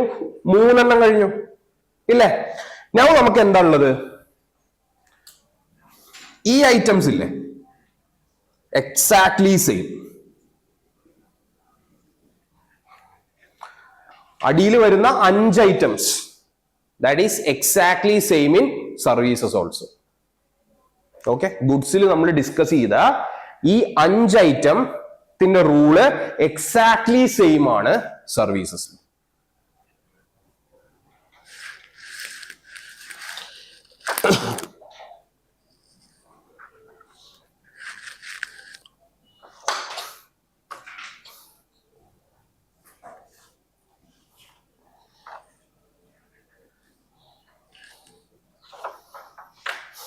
ക്ലിയർ ആണോ? ക്ലിയർ ആണോ? സോ ഞാൻ പറയാം, ഗുഡ്സിന്റെ കേസസിൽ എന്താ പറയണത്?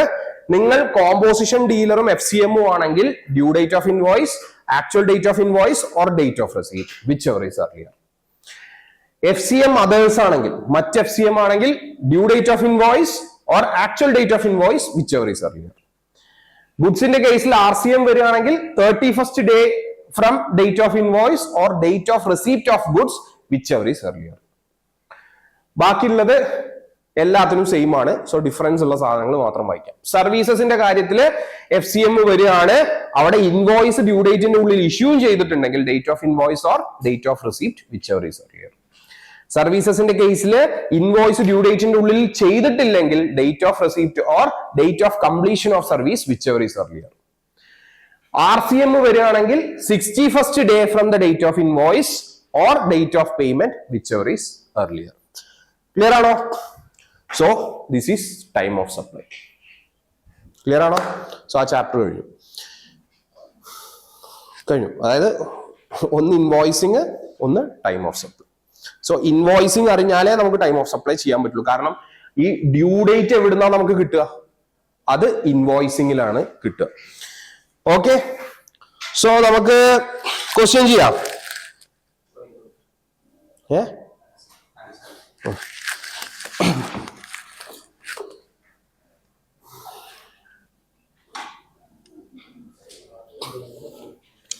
ക്വസ്റ്റ്യൻ ചെയ്യുമ്പോൾ നിങ്ങൾക്ക് മനസ്സിലാവും. Okay,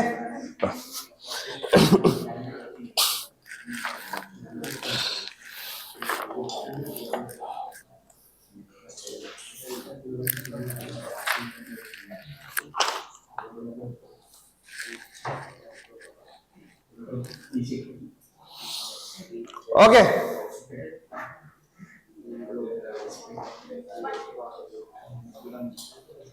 Da. 3.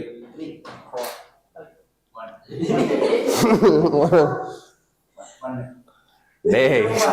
Oh, 1.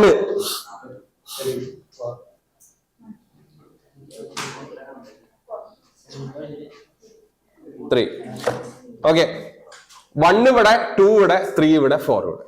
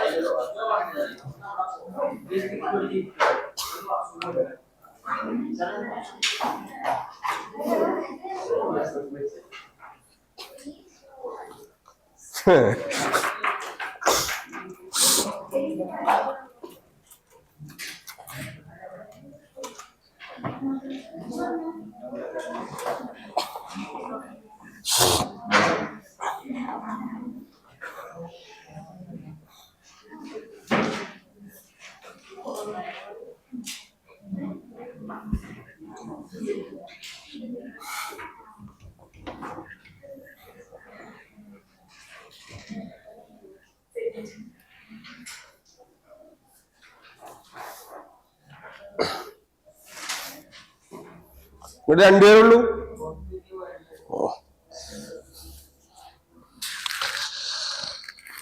ഓക്കെ, ടീമിന്റെ പേര് പറഞ്ഞോളൂ.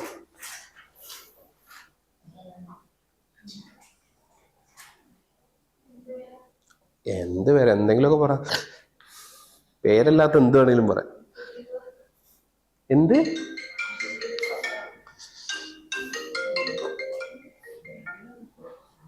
ഹലോ.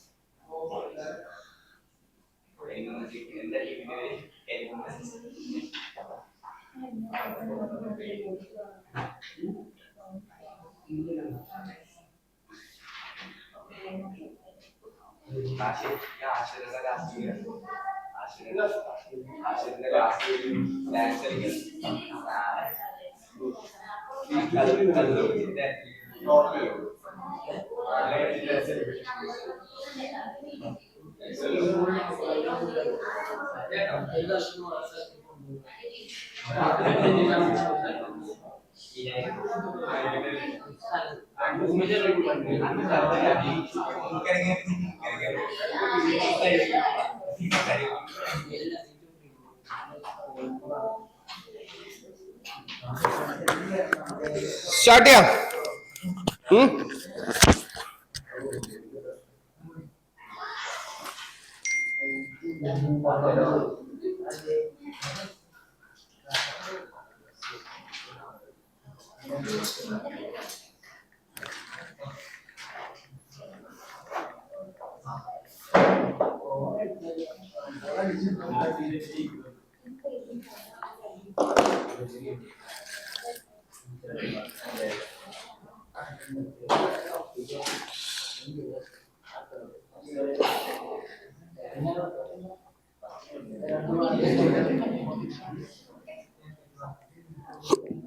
Okay, first question.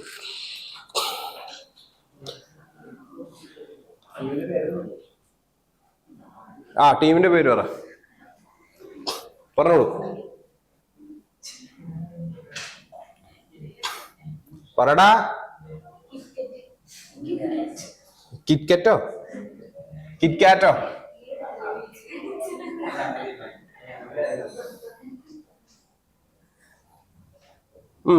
പിന്നെ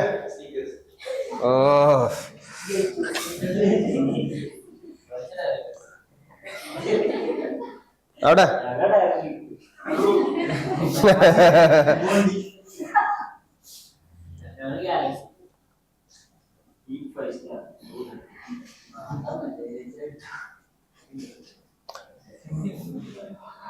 okay,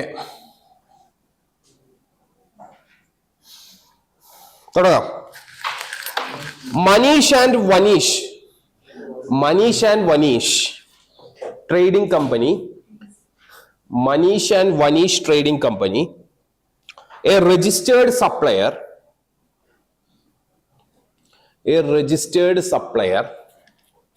is liable to pay GST under FCM.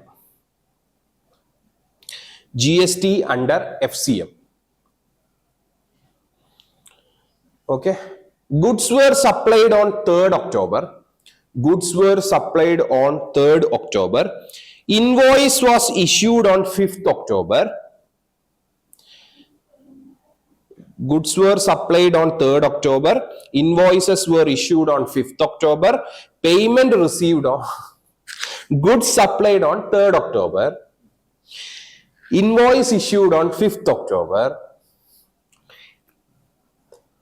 Payment received on 9th October.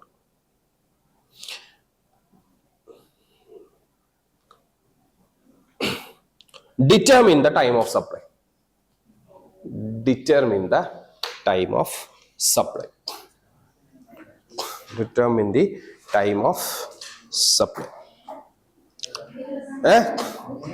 ഉത്തരം എഴുതുക.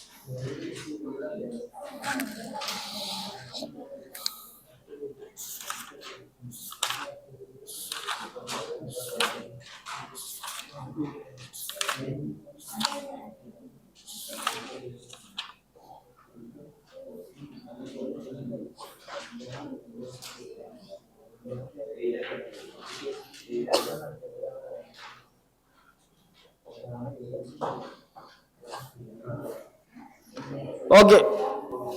1, 2, 3. എന്നാണ് ടാക്സ് അടയ്ക്കേണ്ടത്? അതിനാണല്ലോ തന്നിക്കണ്. ആ 3 ഡേറ്റ് തന്നിട്ടുണ്ട് നിങ്ങൾക്ക്.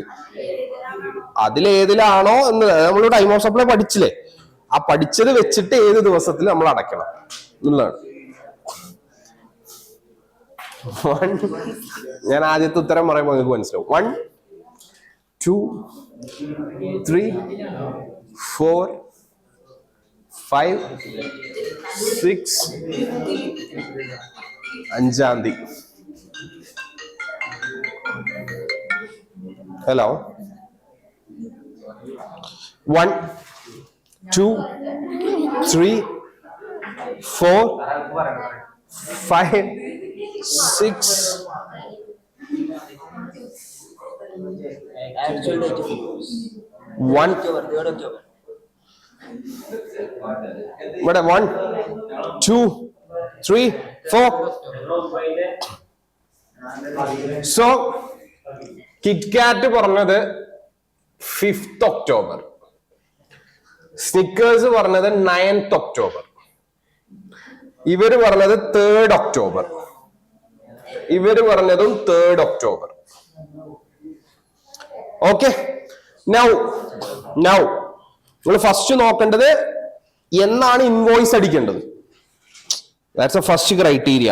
അപ്പൊ ഇതിൽ നോക്കുക, FCM ആണ് എന്നേ പറഞ്ഞിട്ടുള്ളൂ. അതിൽ റിമൂവൽ ഉണ്ടോ, അതായത് ഫാക്ടറിയിൽ നിന്ന് എടുത്തു കൊണ്ടുപോകണോ, അങ്ങോട്ട് ഡെലിവറിയോ, ഇവിടെ വന്ന് എടുക്കുകയാണോ എന്നുള്ളതൊന്നും പറഞ്ഞിട്ടില്ല. സോ ജനറൽ ആണ്. അപ്പൊ നേരെ ടൈം ഓഫ് സപ്ലൈയിൽ പോവാ.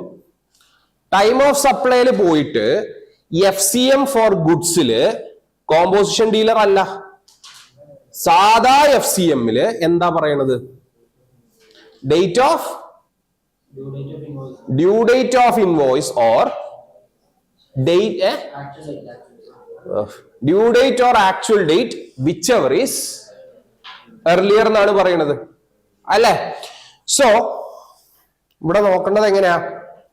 നൗ ഗുഡ്സ് എന്നാ സപ്ലൈ ചെയ്തിട്ടുള്ളത്? ഗുഡ്സ് സപ്ലൈഡ് 3rd ഒക്ടോബർ ആണ്. ഓക്കെ. സോ ഇൻവോയ്സ് അടിക്കേണ്ടത് എന്നാ? 3rd ഒക്ടോബറിനാണ്. ഗുഡ്സ് സപ്ലൈ ചെയ്തിരിക്കുന്നത് 3rd ഒക്ടോബർ ആയതുകൊണ്ട് ഡ്യൂ ഡേറ്റ് ഓഫ് ഇൻവോയ്സ് എന്താ വരിക? 3rd October. ഓക്കെ. കഴിഞ്ഞ ചാപ്റ്ററുകൾ ആരെങ്കിലും വീഡിയോ കണ്ടിരുന്നോ? കണ്ടിട്ടാണല്ലേ? ഓക്കെ. ഓക്കെ. സോ ഗുഡ്സ് ഇപ്പൊ ഒരു കേസും, അതായത് കഴിഞ്ഞ ഇതില് ചാപ്റ്ററിൽ ഞാൻ പറഞ്ഞത് എന്ത്, ഗുഡ്സ് നമ്മൾ ഫാക്ടറിയിൽ നിന്ന് എടുത്തിട്ട് കൊണ്ടുപോയി കൊടുക്കുകയാണെങ്കിൽ ഒരു ഡേറ്റ് ആണ്, ഗുഡ്സ് നമ്മൾ ഇവിടെ വന്നിട്ട് കളക്ട് ചെയ്യുകയാണെങ്കിൽ ഒരു ഡേറ്റ് ആണ് എന്നുള്ളത് ഞാൻ പറഞ്ഞിരുന്നു. ഓക്കെ. ഇവിടെ എന്താ സംഭവിക്കുന്നത്? അതിനെ കുറിച്ചൊരു ഡീറ്റെയിൽ തന്നിട്ടില്ല. സോ അതിനെ കുറിച്ചൊരു ഡീറ്റെയിൽ, അതായത് അവിടെ കൊണ്ടുപോയി കൊടുക്കണോ ഇവിടെ വന്ന് ഡെലിവറി എടുക്കുമോ ഒന്നും പറഞ്ഞിട്ടില്ല. അപ്പോ എന്താ നമ്മൾ അനുമാനിക്കേണ്ടത്? എന്നാണോ നമ്മൾ സപ്ലൈ ചെയ്തത് അന്ന് തന്നെ നമ്മൾ ഇൻവോയ്സ് അടിക്കണം. ഓക്കെ. അപ്പൊ ഡ്യൂ ഡേറ്റ് എന്നാ വരിക? 3rd ഒക്ടോബറിലാണ് വരിക. ആക്ച്വലി ഇൻവോയ്സ് അടിക്കുന്ന ഡേറ്റ് എന്നാ? എന്താ ഡ്യൂ ഡേറ്റ് എന്ന് ഉദ്ദേശിക്കുന്നത്? നമ്മൾ അടിക്കേണ്ടിയിരുന്നത് 3rd ഒക്ടോബറിനാണ്. ഇൻവോയ്സ് ശരിക്കും അടിച്ചതെന്നാ? 5th-നാണ്. നമ്മുടെ ടൈം ഓഫ് സപ്ലൈ എന്താ പറയണേ? ഇതിൽ ഏതാണോ നേരത്തെ ആ ഡേറ്റിനാണ് നിങ്ങൾ ടാക്സ് അടയ്ക്കേണ്ടത്. 3rd ഒക്ടോബറിനാണല്ലോ നമ്മൾ ടാക്സ് അടയ്ക്കേണ്ടത്. അപ്പോ 3rd or 5th ഏതാണ് ഏർലിയർ? 3rd തന്നെയാണ് ഏർലിയർ. ക്ലിയർ? മനസ്സിലായോ എങ്ങനെ നോക്കേണ്ടത്? അത് മനസ്സിലായിക്കോളും.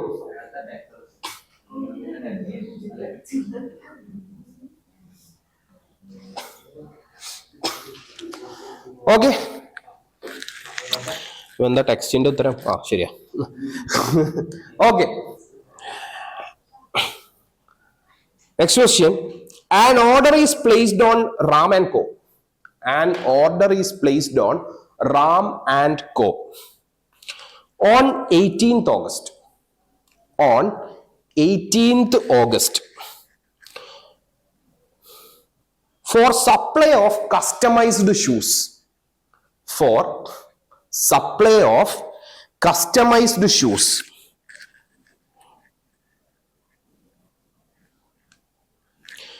Ram and Co issues invoice on Ram and Co issues invoice on 2nd December.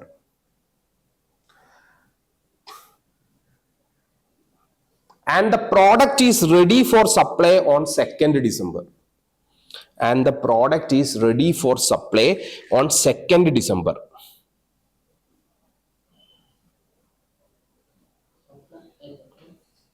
Second December. Customer collected the shoes from Ram & Co. Customer collected the shoes from Ram & Co. on 7th December.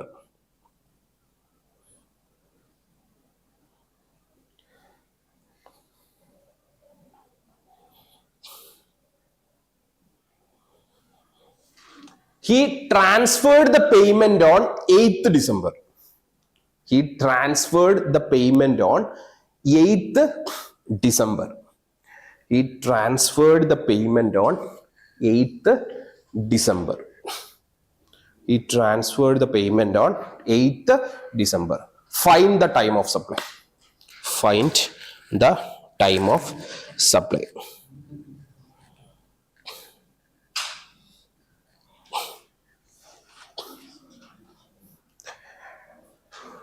What?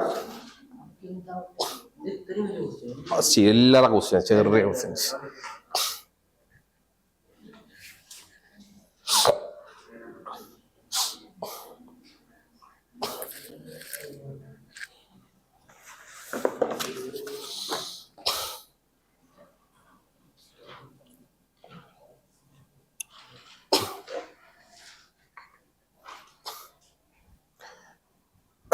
One, 2, 3, 4, 5, 6, 7, 8, 9, 10. ഇവിടെ 1, 2, 1, 2, 3, 1. So KitKat പറയുന്നു it is 7th of December. Here 2nd December. Here 2nd December and here 2nd December. Okay, now എന്താ സംഭവിക്കുന്നത്? ആരാണ് product കൊടുക്കുന്നത്? Product കൊടുക്കുന്നത് Ram and കോ ആണ്. എന്താ കൊടുക്കുന്നത്? ഷൂസ് ആണ്. So it is defined, it is a goods. അല്ലെ, സർവീസ് അല്ലല്ലോ, ഇറ്റ് ഈസ് ഗുഡ്സ്. നൗ എന്താ അവർ പറയണത്? ഷൂ ഡെലിവറി എടുത്തത് എവിടുന്ന? റാം ആൻഡ് കോയിൽ ചെന്ന് കസ്റ്റമർ ഡെലിവറി എടുക്കുകയാണ് ചെയ്തത്. സോ അവിടെ മൂവ്മെന്റ് ഓഫ് ഗുഡ്സ് ഉണ്ടോ? ഇല്ല. മൂവ്മെന്റ് ഓഫ് ഗുഡ്സ് ഇല്ലെങ്കിൽ എന്നാണ് നമ്മൾ ഇൻവോയ്സ് അടിക്കേണ്ടത്? ഡേറ്റ് ഓഫ് ഡെലിവറിയുടെ അന്നാണ് നമ്മൾ ഇൻവോയ്സ് അടിക്കേണ്ടത്. എന്നാ ഡെലിവറി കൊടുത്തത്?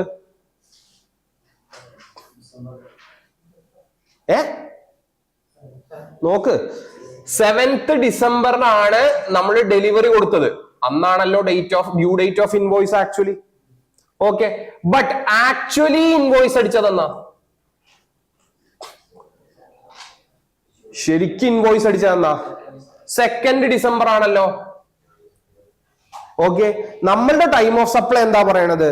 ഡ്യൂ ഡേറ്റ് ഓഫ് ഇൻവോയ്സോ ആക്ച്വൽ ഡേറ്റ് ഓഫ് ഇൻവോയ്സോ വിച്ച് എവർ ഈസ് ഏർലിയർ, ആ ദിവസമാണ് നമ്മൾ ടാക്സ് അടക്കേണ്ടതാണ് അല്ലെ? സോ 2nd ഡിസംബർ ആവില്ല ഏത് വരിക? ഉത്തരം ക്ലിയർ ആണോ? ആർക്കെങ്കിലും മനസ്സിലാവാത്തതുണ്ടോ? പറഞ്ഞായിരുന്നോ? ഓക്കെ, എന്തുകൊണ്ടാണ് നമ്മൾ FCM അതേഴ്സ് എടുത്തത്? കോമ്പോസിഷൻ ഡീലർ അല്ല. കോമ്പോസിഷൻ ഡീലർ ആണെങ്കിൽ പറഞ്ഞേനെ. ഓക്കെ, ആർക്കെങ്കിലും മനസ്സിലാവാത്തതുണ്ടോ? പറഞ്ഞായിരുന്നോ?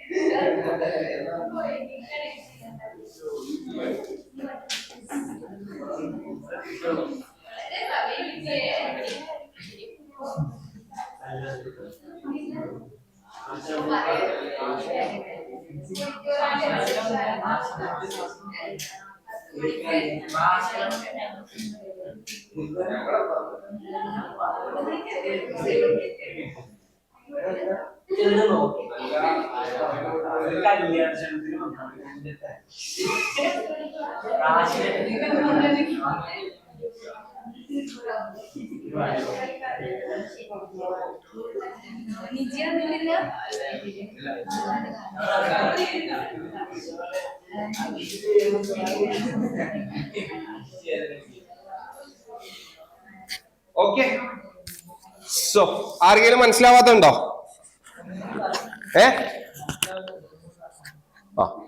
Okay okay. ആദ്യം നമ്മൾ ചെയ്യേണ്ടത് എന്താ? എവിടെ നിന്നാ തുടങ്ങേണ്ടത് ഇൻവോയ്സ് അടിക്കേണ്ടതിൽ നിന്നാണ് തുടങ്ങേണ്ടത്. സോ നമ്മൾ ഇതിന് മുമ്പത്തെ ചാപ്റ്ററിലേക്ക് പോയിട്ട് വേണം ഇങ്ങോട്ട് വരാൻ. ഓക്കെ. സോ അതിന് ആ ചാപ്റ്ററിലേക്ക് നമ്മൾ നോക്കുന്നതിന് മുമ്പ് നമുക്ക് അറിയണം ഇത് ഗുഡ്സ് ആണോ സർവീസ് ആണോ എന്ന്. ഓക്കെ. സോ ഷൂസ് ആയതുകൊണ്ട് നമ്മൾ അത് മനസ്സിലാക്കി ഗുഡ്സ് ആണ് എന്നുള്ളത്. സോ ഡേറ്റ് ഓഫ് ഇൻവോയ്സിംഗ് എന്നുള്ള ചാപ്റ്ററിലെ ഗുഡ്സ് എന്നുള്ള ആ സെക്ഷൻ നോക്കുക. ആ സെക്ഷനിൽ പറയുന്നുണ്ട് 4 കാര്യങ്ങളാണ് തോന്നുന്നു ഇൻവോയ്സിംഗിൽ പറയുന്നത്. ഒന്ന് മൂവ്മെന്റ് ഉണ്ടെങ്കിൽ, ഒന്ന് മൂവ്മെന്റ് ഇല്ലെങ്കിൽ, ഒന്ന് സെയിൽ ഓൺ അപ്രൂവൽ ബേസിസ്, ഒന്ന് കണ്ടിന്യൂസ് സപ്ലൈ. അല്ലെ? ഈ 4 കാര്യമായിരിക്കും പറയണത്. ഇത് കണ്ടിന്യൂസ് സപ്ലൈ അല്ല. കണ്ടിന്യൂസ് സപ്ലൈ ആണെങ്കിൽ അവർ പ്രത്യേകം ക്വസ്റ്റ്യനിൽ പറയും. ഓക്കെ. സെയിൽ ഓൺ അപ്രൂവൽ ബേസിസും അല്ല. എന്താ സെയിൽ ഓൺ അപ്രൂവൽ ബേസിസ്? അതായത് ഇത് കൊടുത്തു വിട്ടിട്ട് നിങ്ങൾക്ക് ഇഷ്ടമാണെങ്കിൽ എടുത്തോളൂ, അല്ലെങ്കിൽ നിങ്ങൾ എടുക്കണ്ട എന്ന് പറഞ്ഞിട്ട് കൊടുക്കുവല്ല. അതാണ് സെയിൽ ഓൺ അപ്രൂവൽ ബേസിസ്. അതുമല്ല. മൂവ്മെന്റ് ഓഫ് ഗുഡ്സ് ആണോ? ഒരിക്കലും അല്ല. അവരത് ഒന്നിലും കയറ്റി അയക്കുന്നില്ല കസ്റ്റമറിന് അങ്ങോട്ട്. അല്ലെ? കസ്റ്റമർ ഡെലിവറി എടുക്കുന്നത് എവിടുന്നാണ്? ഇവരുടെ ഷോപ്പിൽ വന്നിട്ടാണ്. So no movement of goods ആണത്. അല്ലെ? നോ മൂവ്മെന്റ് ഓഫ് ഗുഡ്സിന് എന്നാണ് നമ്മൾ ഇൻവോയ്സ് അടിക്കേണ്ടത്? ഡേറ്റ് ഓഫ് ഡെലിവറിയുടെ എന്നാണ്. അപ്പൊ ഡ്യൂ ഡേറ്റ് ഓഫ് ഇൻവോയ്സ് എന്നാ 7th of December ആണ്. അല്ലെ? ഡെലിവറി എടുക്കുന്നത് എന്നാ December 7 അല്ലേ? അപ്പൊ ഡ്യൂ ഡേറ്റ് ഓഫ് ഇൻവോയ്സ് എന്നാണ് 7th December ആണ്. പക്ഷേ ഇനി നമ്മൾ ടൈം ഓഫ് സപ്ലൈയിലേക്ക് വരണം. ടൈം ഓഫ് സപ്ലൈയില് FCMല് അതേഴ്സ് ആണല്ലോ ഇത് വരിക, കോമ്പോസിഷൻ അല്ലല്ലോ. FCM അതേഴ്സ് പറയണു നിങ്ങളുടെ ഡ്യൂ ഡേറ്റ് ഓഫ് സപ്ലൈയോ ഡ്യൂ ഡേറ്റ് ഓഫ് ഇൻവോയ്സോ ആക്ച്വൽ ഇൻവോയ്സ് ഡേറ്റോ ഏതാണോ ആദ്യം നടക്കുന്നത് അന്നാണ് നിങ്ങൾ ടാക്സ് അടയ്ക്കേണ്ടത്. ഡ്യൂ ഡേറ്റ് 7 ആണ്. ആക്ച്വലി ഇൻവോയ്സ് അടിച്ചിരിക്കുന്നത് 2 സോ ഇതിൽ ഏതാ ആദ്യം വരുന്നത്? 2 സോ 2 നിങ്ങൾ ടാക്സ് അടയ്ക്കണം. ക്ലിയർ ആണോ? Okay.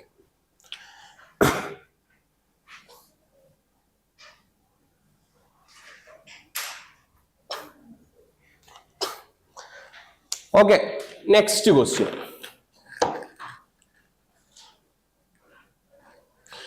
Investigations show that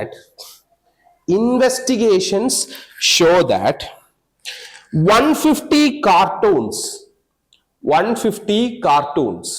Cartoonsന്റെ spelling എന്താ?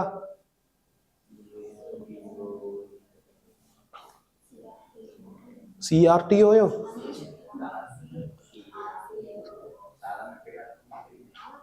നമ്മുടെ ബോക്സുകളില്ലേ, കാർട്ടൂൺ ബോക്സുകൾ, അതിന്റെ സ്പെല്ലിംഗ് എന്താ? എന്താണ്? CARTONS. ഓക്കെ. അല്ലേ? Okay. 150 cartoons. Okay. It's cartons. Okay. മറ്റേ കാർട്ടൂൺ നമ്മള് TV കാണുന്ന cartoon കന്നഡമാണേ. CARTONS.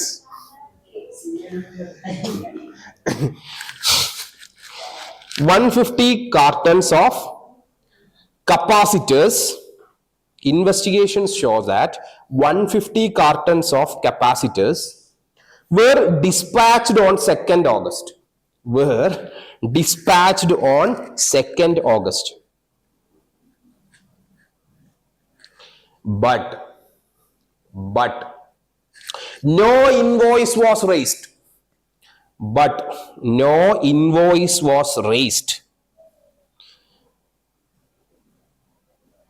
And there is no evidence of receipt of payment. and there is no evidence of receipt of payment.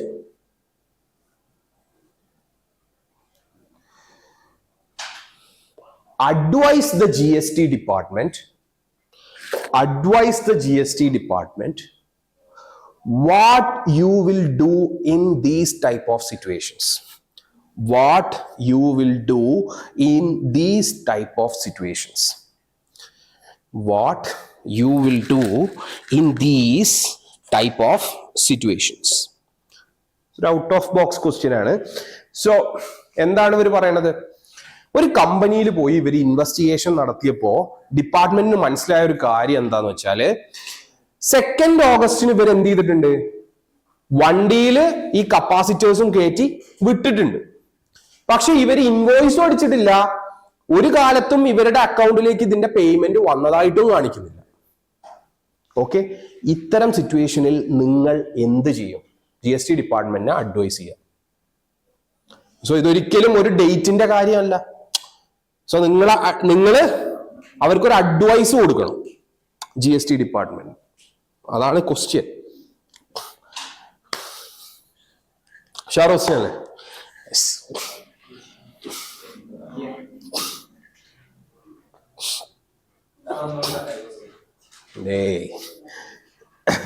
ഒന്നുമില്ല, എന്റെ വീട്ടിൽ വന്ന് ഇൻവെസ്റ്റിഗേഷൻ നടത്തി. 2 ഓഗസ്റ്റിന് ആർക്കൊക്കെയോ സാധനം കയറ്റി വെച്ചിട്ടുണ്ട്. അനക്ക് ഈ ഇൻവോയ്സും അടിച്ചു കൊടുത്തിട്ടില്ല, അനക്ക് പൈസ വന്നതായിട്ടും എന്റെ അക്കൗണ്ടിൽ കാണുന്നില്ല. എന്താ ചെയ്യാന്ന് GST ഡിപ്പാർട്ട്മെന്റിനോട് പറയാം.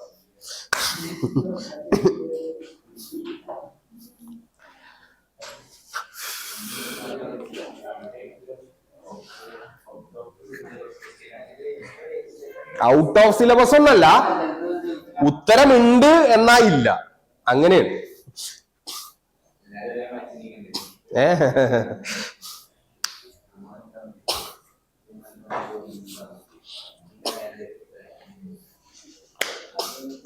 തുടങ്ങാം. പ്രത്യേകിച്ച് ചിന്തിക്കേണ്ട ആവശ്യമൊന്നുമില്ലല്ലോ.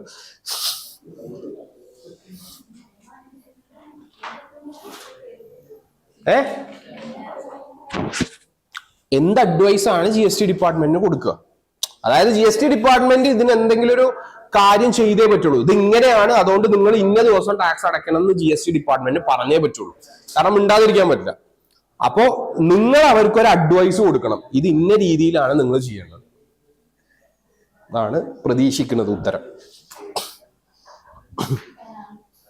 പെനാൽറ്റി ഒന്നുമല്ല, എപ്പോ ടാക്സ് അടയ്ക്കണം, എന്താണ് അവർ ചെയ്യേണ്ടത്, അതോ ടാക്സ് അടയ്ക്കണ്ടേ, ഈ കാര്യങ്ങള് ഈ ഇൻവെസ്റ്റിഗേഷൻ കഴിഞ്ഞിട്ട് ഇവർക്ക് പറഞ്ഞു കൊടുക്കണമല്ലോ. എന്താണ് നിങ്ങൾ പറഞ്ഞു കൊടുക്കുക? നിങ്ങൾക്ക് ഉത്തരമായിട്ട് പറയാം. എന്താണ്? Okay, date of payment. Okay,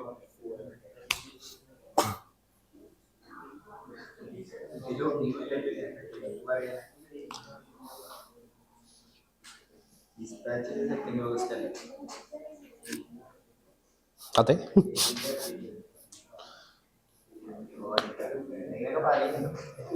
ഒന്നുമില്ലേ പാസ് ചെയ്യും. പറയൂ. 2 ഓഗസ്റ്റ്.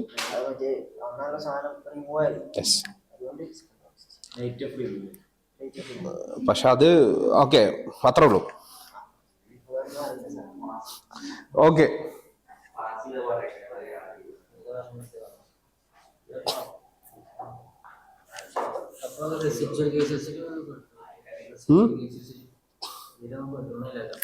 അതൊന്നും എനിക്കറിയണ്ട, എനിക്ക് ഉത്തരം കിട്ടിയാൽ മതി. റെസിജ്വൽ കേസസ് വെറും 2 ഓഗസ്റ്റ് ഉള്ളൂ, വേറെ ഒന്നുമില്ല. അതിന് explanation advice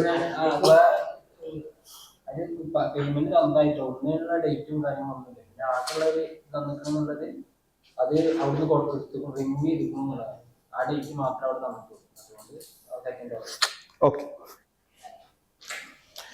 so first team പറയുന്നു ഡേറ്റ് ഓഫ് പേയ്മെന്റ് എന്നാണ് പറഞ്ഞത് അല്ലെ? ഇവർക്ക് പിന്നെ ഒരു ഉത്തരവല്ല. ഇവിടെ 2 ഓഗസ്റ്റ് എന്ന് പറഞ്ഞു, പക്ഷെ പ്രോപ്പർ ആയിട്ടൊരു അഡ്വൈസ് ഇല്ല.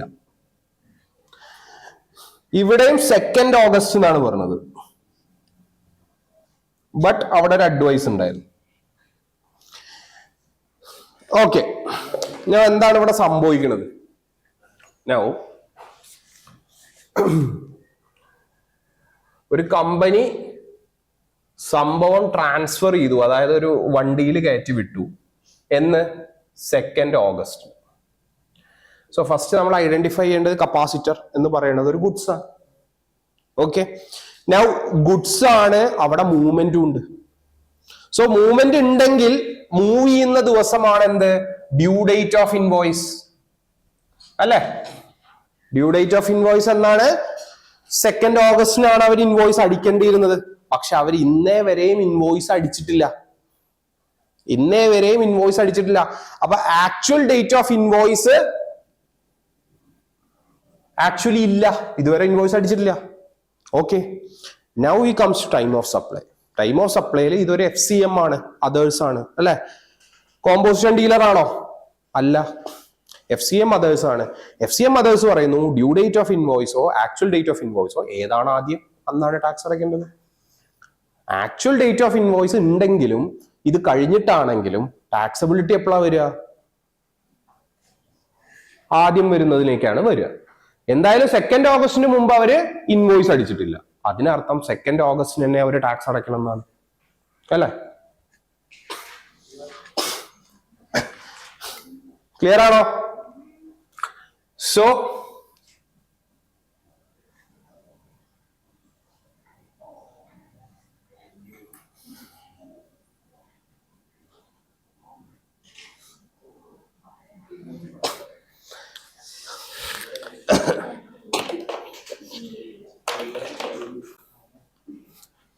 Okay, next question. എടാ കാണൂല, ഞാൻ പിന്നെ കാണിച്ചു തരാം.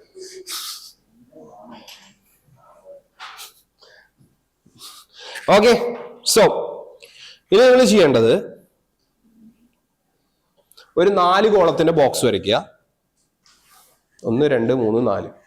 ഓക്കെ, അതില് 6 ഐറ്റംസ് ഉണ്ട്. അപ്പൊ അടിയിലുള്ള റോകൾ 6 ആണ്. ഇല്ലല്ല,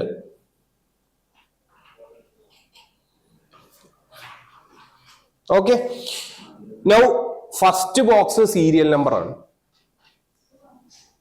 ആണെങ്കിൽ കേട്ടോ. ഓക്കെ, രണ്ടാമത്തത് date of receipt of goods.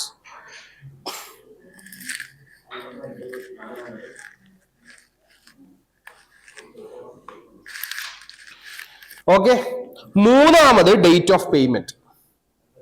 നാലാമത് date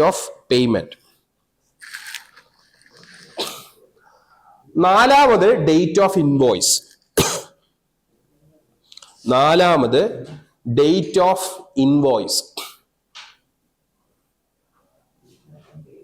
okay, all the transactions are RCM.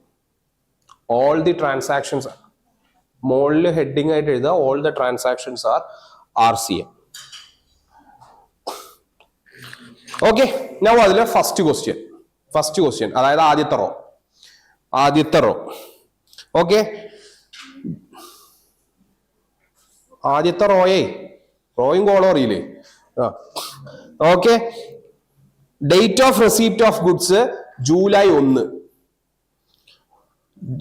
Date of receipt of goods July 1.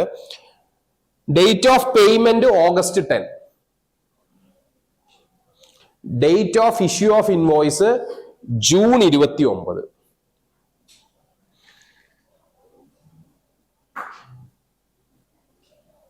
Okay, അതാണ് ഫസ്റ്റ് ക്വസ്റ്റ്യൻ. അതിന്റെ ടൈം ഓഫ് സപ്ലൈ കാണുക, അത് ക്വസ്റ്റ്യനാ. അതിന്റെ ടൈം ഓഫ് സപ്ലൈ കാണുക. ഞാൻ അതിൽ പറയേണ്ടത് എല്ലാ ട്രാൻസാക്ഷൻസും RCM ആണ് എന്ന് വ്യക്തമായിട്ട് അവിടെ പറയുന്നുണ്ട്. ഓക്കെ, എല്ലാ ട്രാൻസാക്ഷൻസും RCM ആണ്, അതേപോലെ തന്നെ എല്ലാ ട്രാൻസാക്ഷൻസും ഗുഡ്സുമാണ്.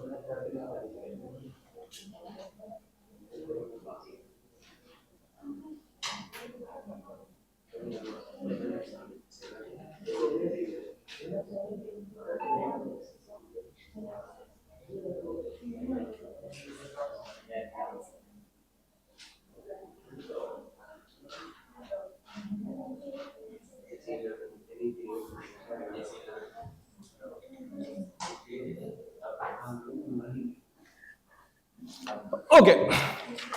One. അവിടെ 1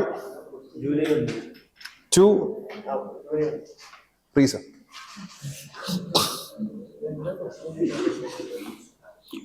ഓക്കെ, ഞാൻ ഡിസ്ക്വാളിഫൈ ചെയ്യും. Reason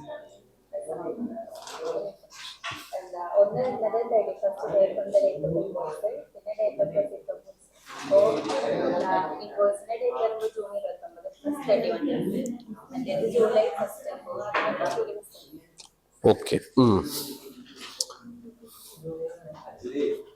reason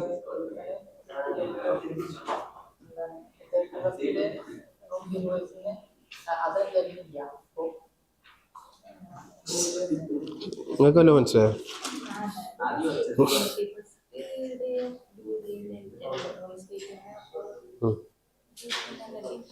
okay. So first team July 1, second team July 1, third team പ്രത്യേകിച്ചൊന്നുമില്ല, ഫോർത്ത് ടീം ജൂലൈ 1. ആര് ഓര് പറഞ്ഞല്ലോ. ഓക്കെ. സോ ഇതെന്താണ്? സർവീസസ് ആണ് അല്ലെ? സർവീസസ് ആണ് actually. And it is service ആണോ? അല്ല, ഗുഡ്സ് ആണ്. RCM ആണ് അല്ലെ? നൗ ഗുഡ്സിന്റെ കേസിൽ എന്താ അവിടെ പറയണത്? മൂവ്മെന്റ് ഉണ്ടോ അവിടെ? ഒന്നും പറഞ്ഞിട്ടില്ല. So we are assuming that there is no movement. So എന്നാണ്? അതും RCM ആണ് അല്ലെ? RCM ആണ്. എന്നാണ് ഇൻവോയ്സ് അടിക്കേണ്ടത്?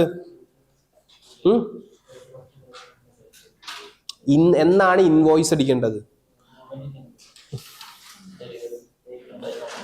സപ്ലൈ ചെയ്യുന്ന ഡേറ്റിനാണ് നമ്മൾ ഇൻവോയ്സ് അടിക്കേണ്ടത്. സോ ഡ്യൂ ഡേറ്റ് ഇവിടെ വരിക ഏതാ? ജൂലൈ 1 വരിക. ഓക്കെ. ദെൻ ടൈം ഓഫ് സപ്ലൈയിലേക്ക് വരാം. ടൈം ഓഫ് സപ്ലൈയിലെ ഗുഡ്സിന്റെ RCM എന്താ പറയണത്? 31st day from the date of invoice or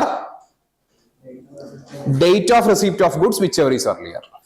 Now invoice issue ചെയ്തതല്ല June 29. സോ ജൂലൈ 1 ആണ്. ജൂൺ 29 to 31 days എത്ര കിട്ടിയത് നിങ്ങൾക്ക്?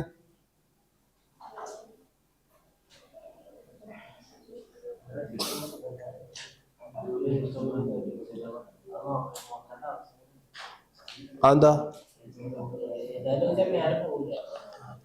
പക്ഷെ നിങ്ങൾക്ക് എക്സാമിന് ഉത്തരം എഴുതുമ്പോ ഏതായാലും ഇതിന്റെ മുകളിൽ പോകൂലേ എന്ന് പറയാൻ പറ്റുമോ?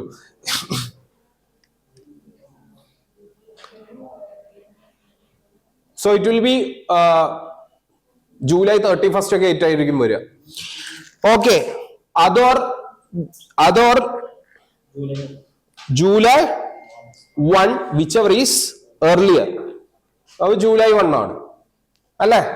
31st day from ഇൻവോയ്സോ ഡേറ്റ് ഓഫ് റെസിപ്റ്റ് ഓഫ് ഗുഡ്സോ ഏതാണ് മുമ്പില്? ജൂലൈ 1 ആണ്. Okay. So that is the right answer.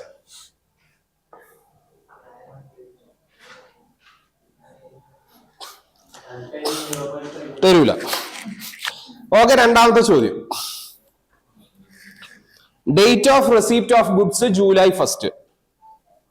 Date of receipt of goods July 1. Date of payment June 25. Date of invoice June 29. Date of invoice June 29. Date of invoice June 29.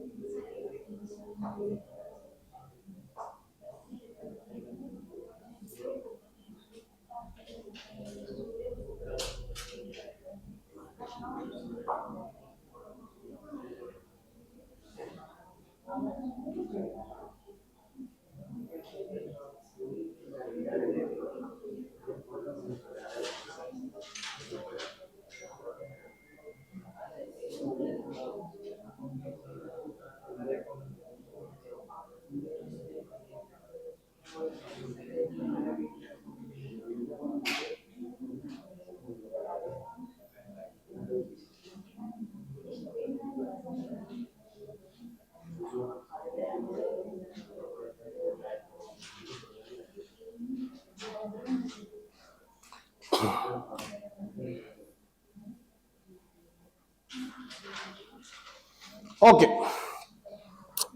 അവിടെ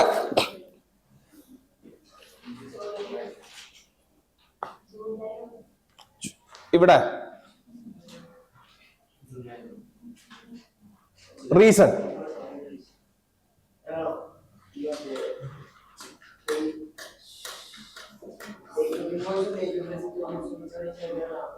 അല്ല, date of ഇൻവോയ്സും date of receipt of goods whichever is earlier അല്ല.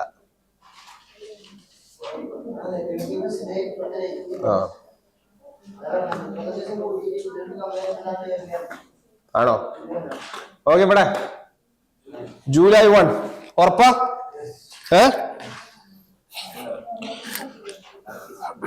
Okay, ആർക്കെങ്കിലും മാറ്റണോ? മാറ്റേണ്ട ആരെങ്കിലും ഉണ്ട്? 5 point മാറ്റി കഴിഞ്ഞാലല്ല, മാറ്റിയിട്ട് ശരിയായ. ആർക്കെങ്കിലും എടുക്കാണ്ടോ?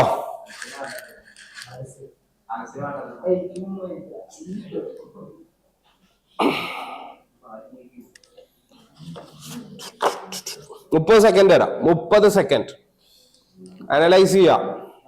നേരെ നോക്കിക്കോ.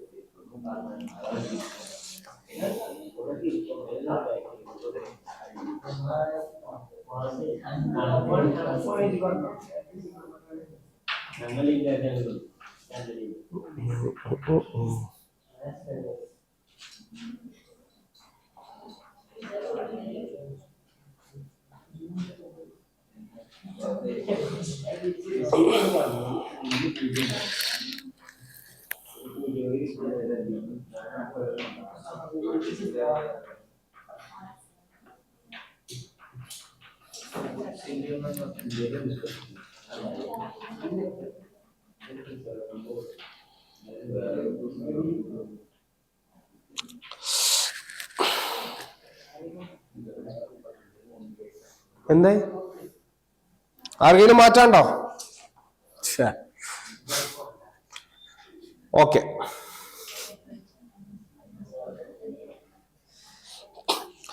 Okay, next question. August 1, August 10, June 29. August 1, August 10, June 29.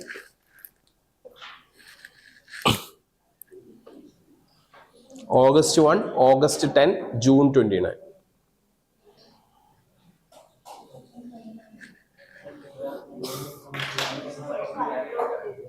ഇതൊക്കെ നിങ്ങളുടെ ഇഷ്ടം.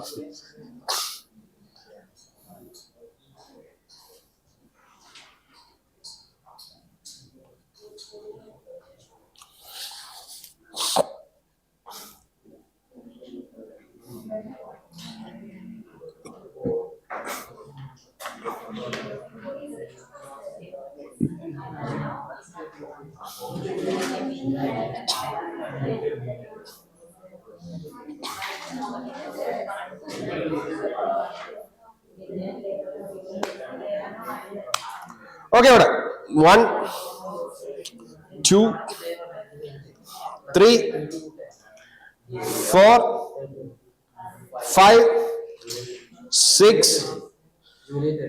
ഇവിടെ 1, 2, 3, 4,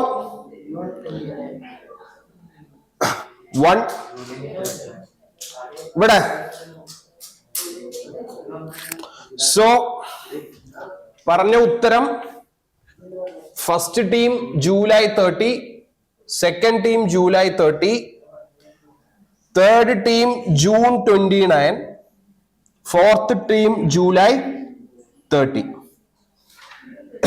ഓക്കെ, സോ എങ്ങനെ വന്നു എന്ന് പറയേണ്ട ആവശ്യമുണ്ട് എനിക്ക് തോന്നുന്നില്ല. കാരണം ഇൻവോയ്സിൽ നിന്ന് 31 ദിവസം നമ്മൾ എടുത്തു കഴിഞ്ഞാൽ എത്ര കിട്ടും? എന്താ invoice? Where is invoice? June 29. 31 days plus ചെയ്താ July 30. July 30 or August 1, whichever is earlier. July 30. Okay. ബട്ടമില്ല.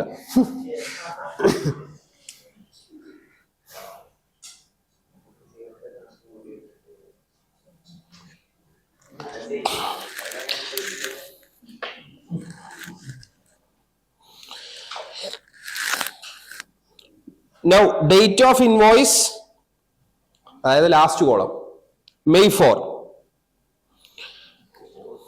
Receipt of goods May 12. Date of payment May 30.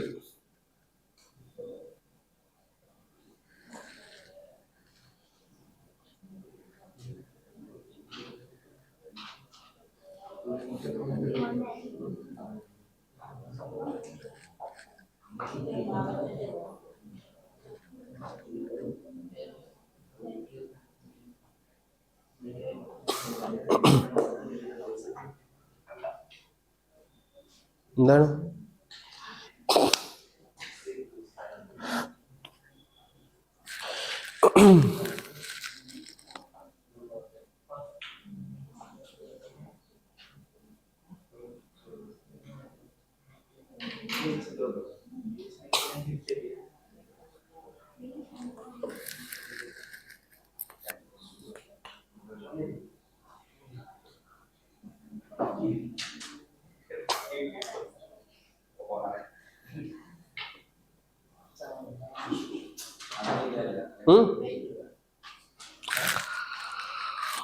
Okay, അവിടെ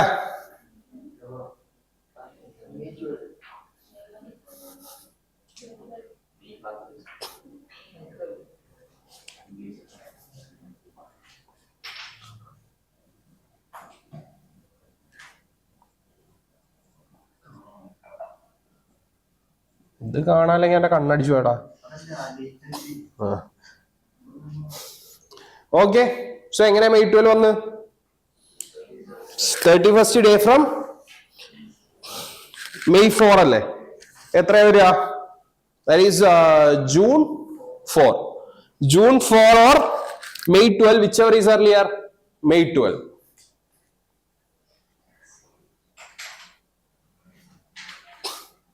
Okay.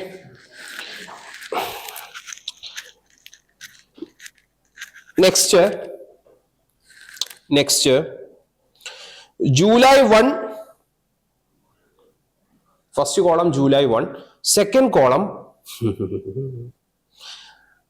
partial payment on June 30 and partial payment on July 20.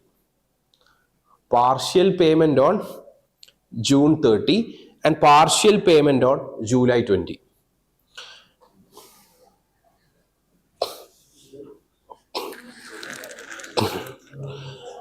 Next June 29. Next column June 29. Next column June 29. Last question. Last question. This is the last question.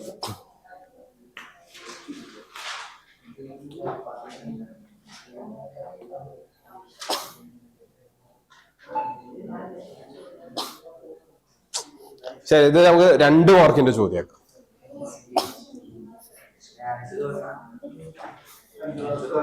Two mark question. Twist. അറിയില്ല, എനിക്കറിയില്ല.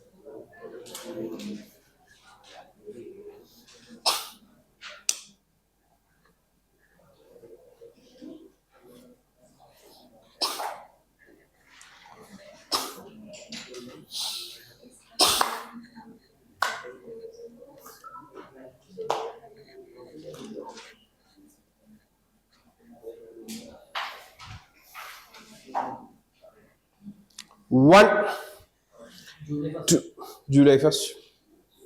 July 1st. July 1st. July 1st. മാറ്റാൻ ഞാൻ ഒരു chance തരാം.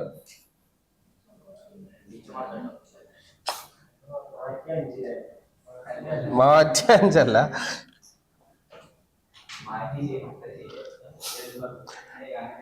മാറ്റാൻ 30 seconds. 30 seconds.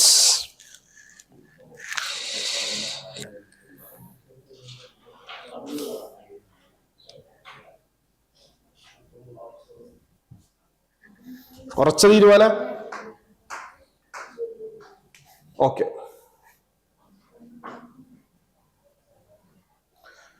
So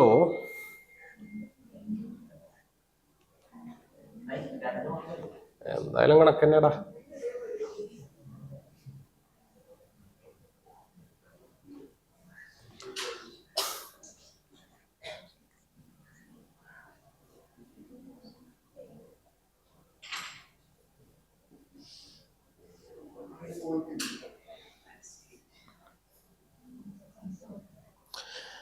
okay,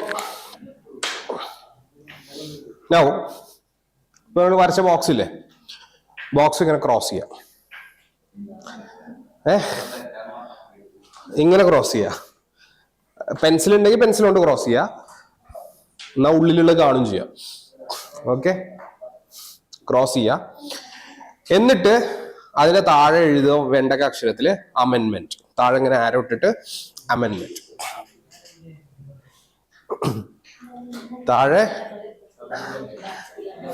അതെ, മനസ്സിലായി? അല്ല, അതല്ല മാറ്റം വന്നത്, RCM-ലാണ് മാറ്റം വന്നത്. ബാക്കിയുള്ള ക്വസ്റ്റ്യൻ ഒക്കെ കറക്റ്റ് തന്നെ.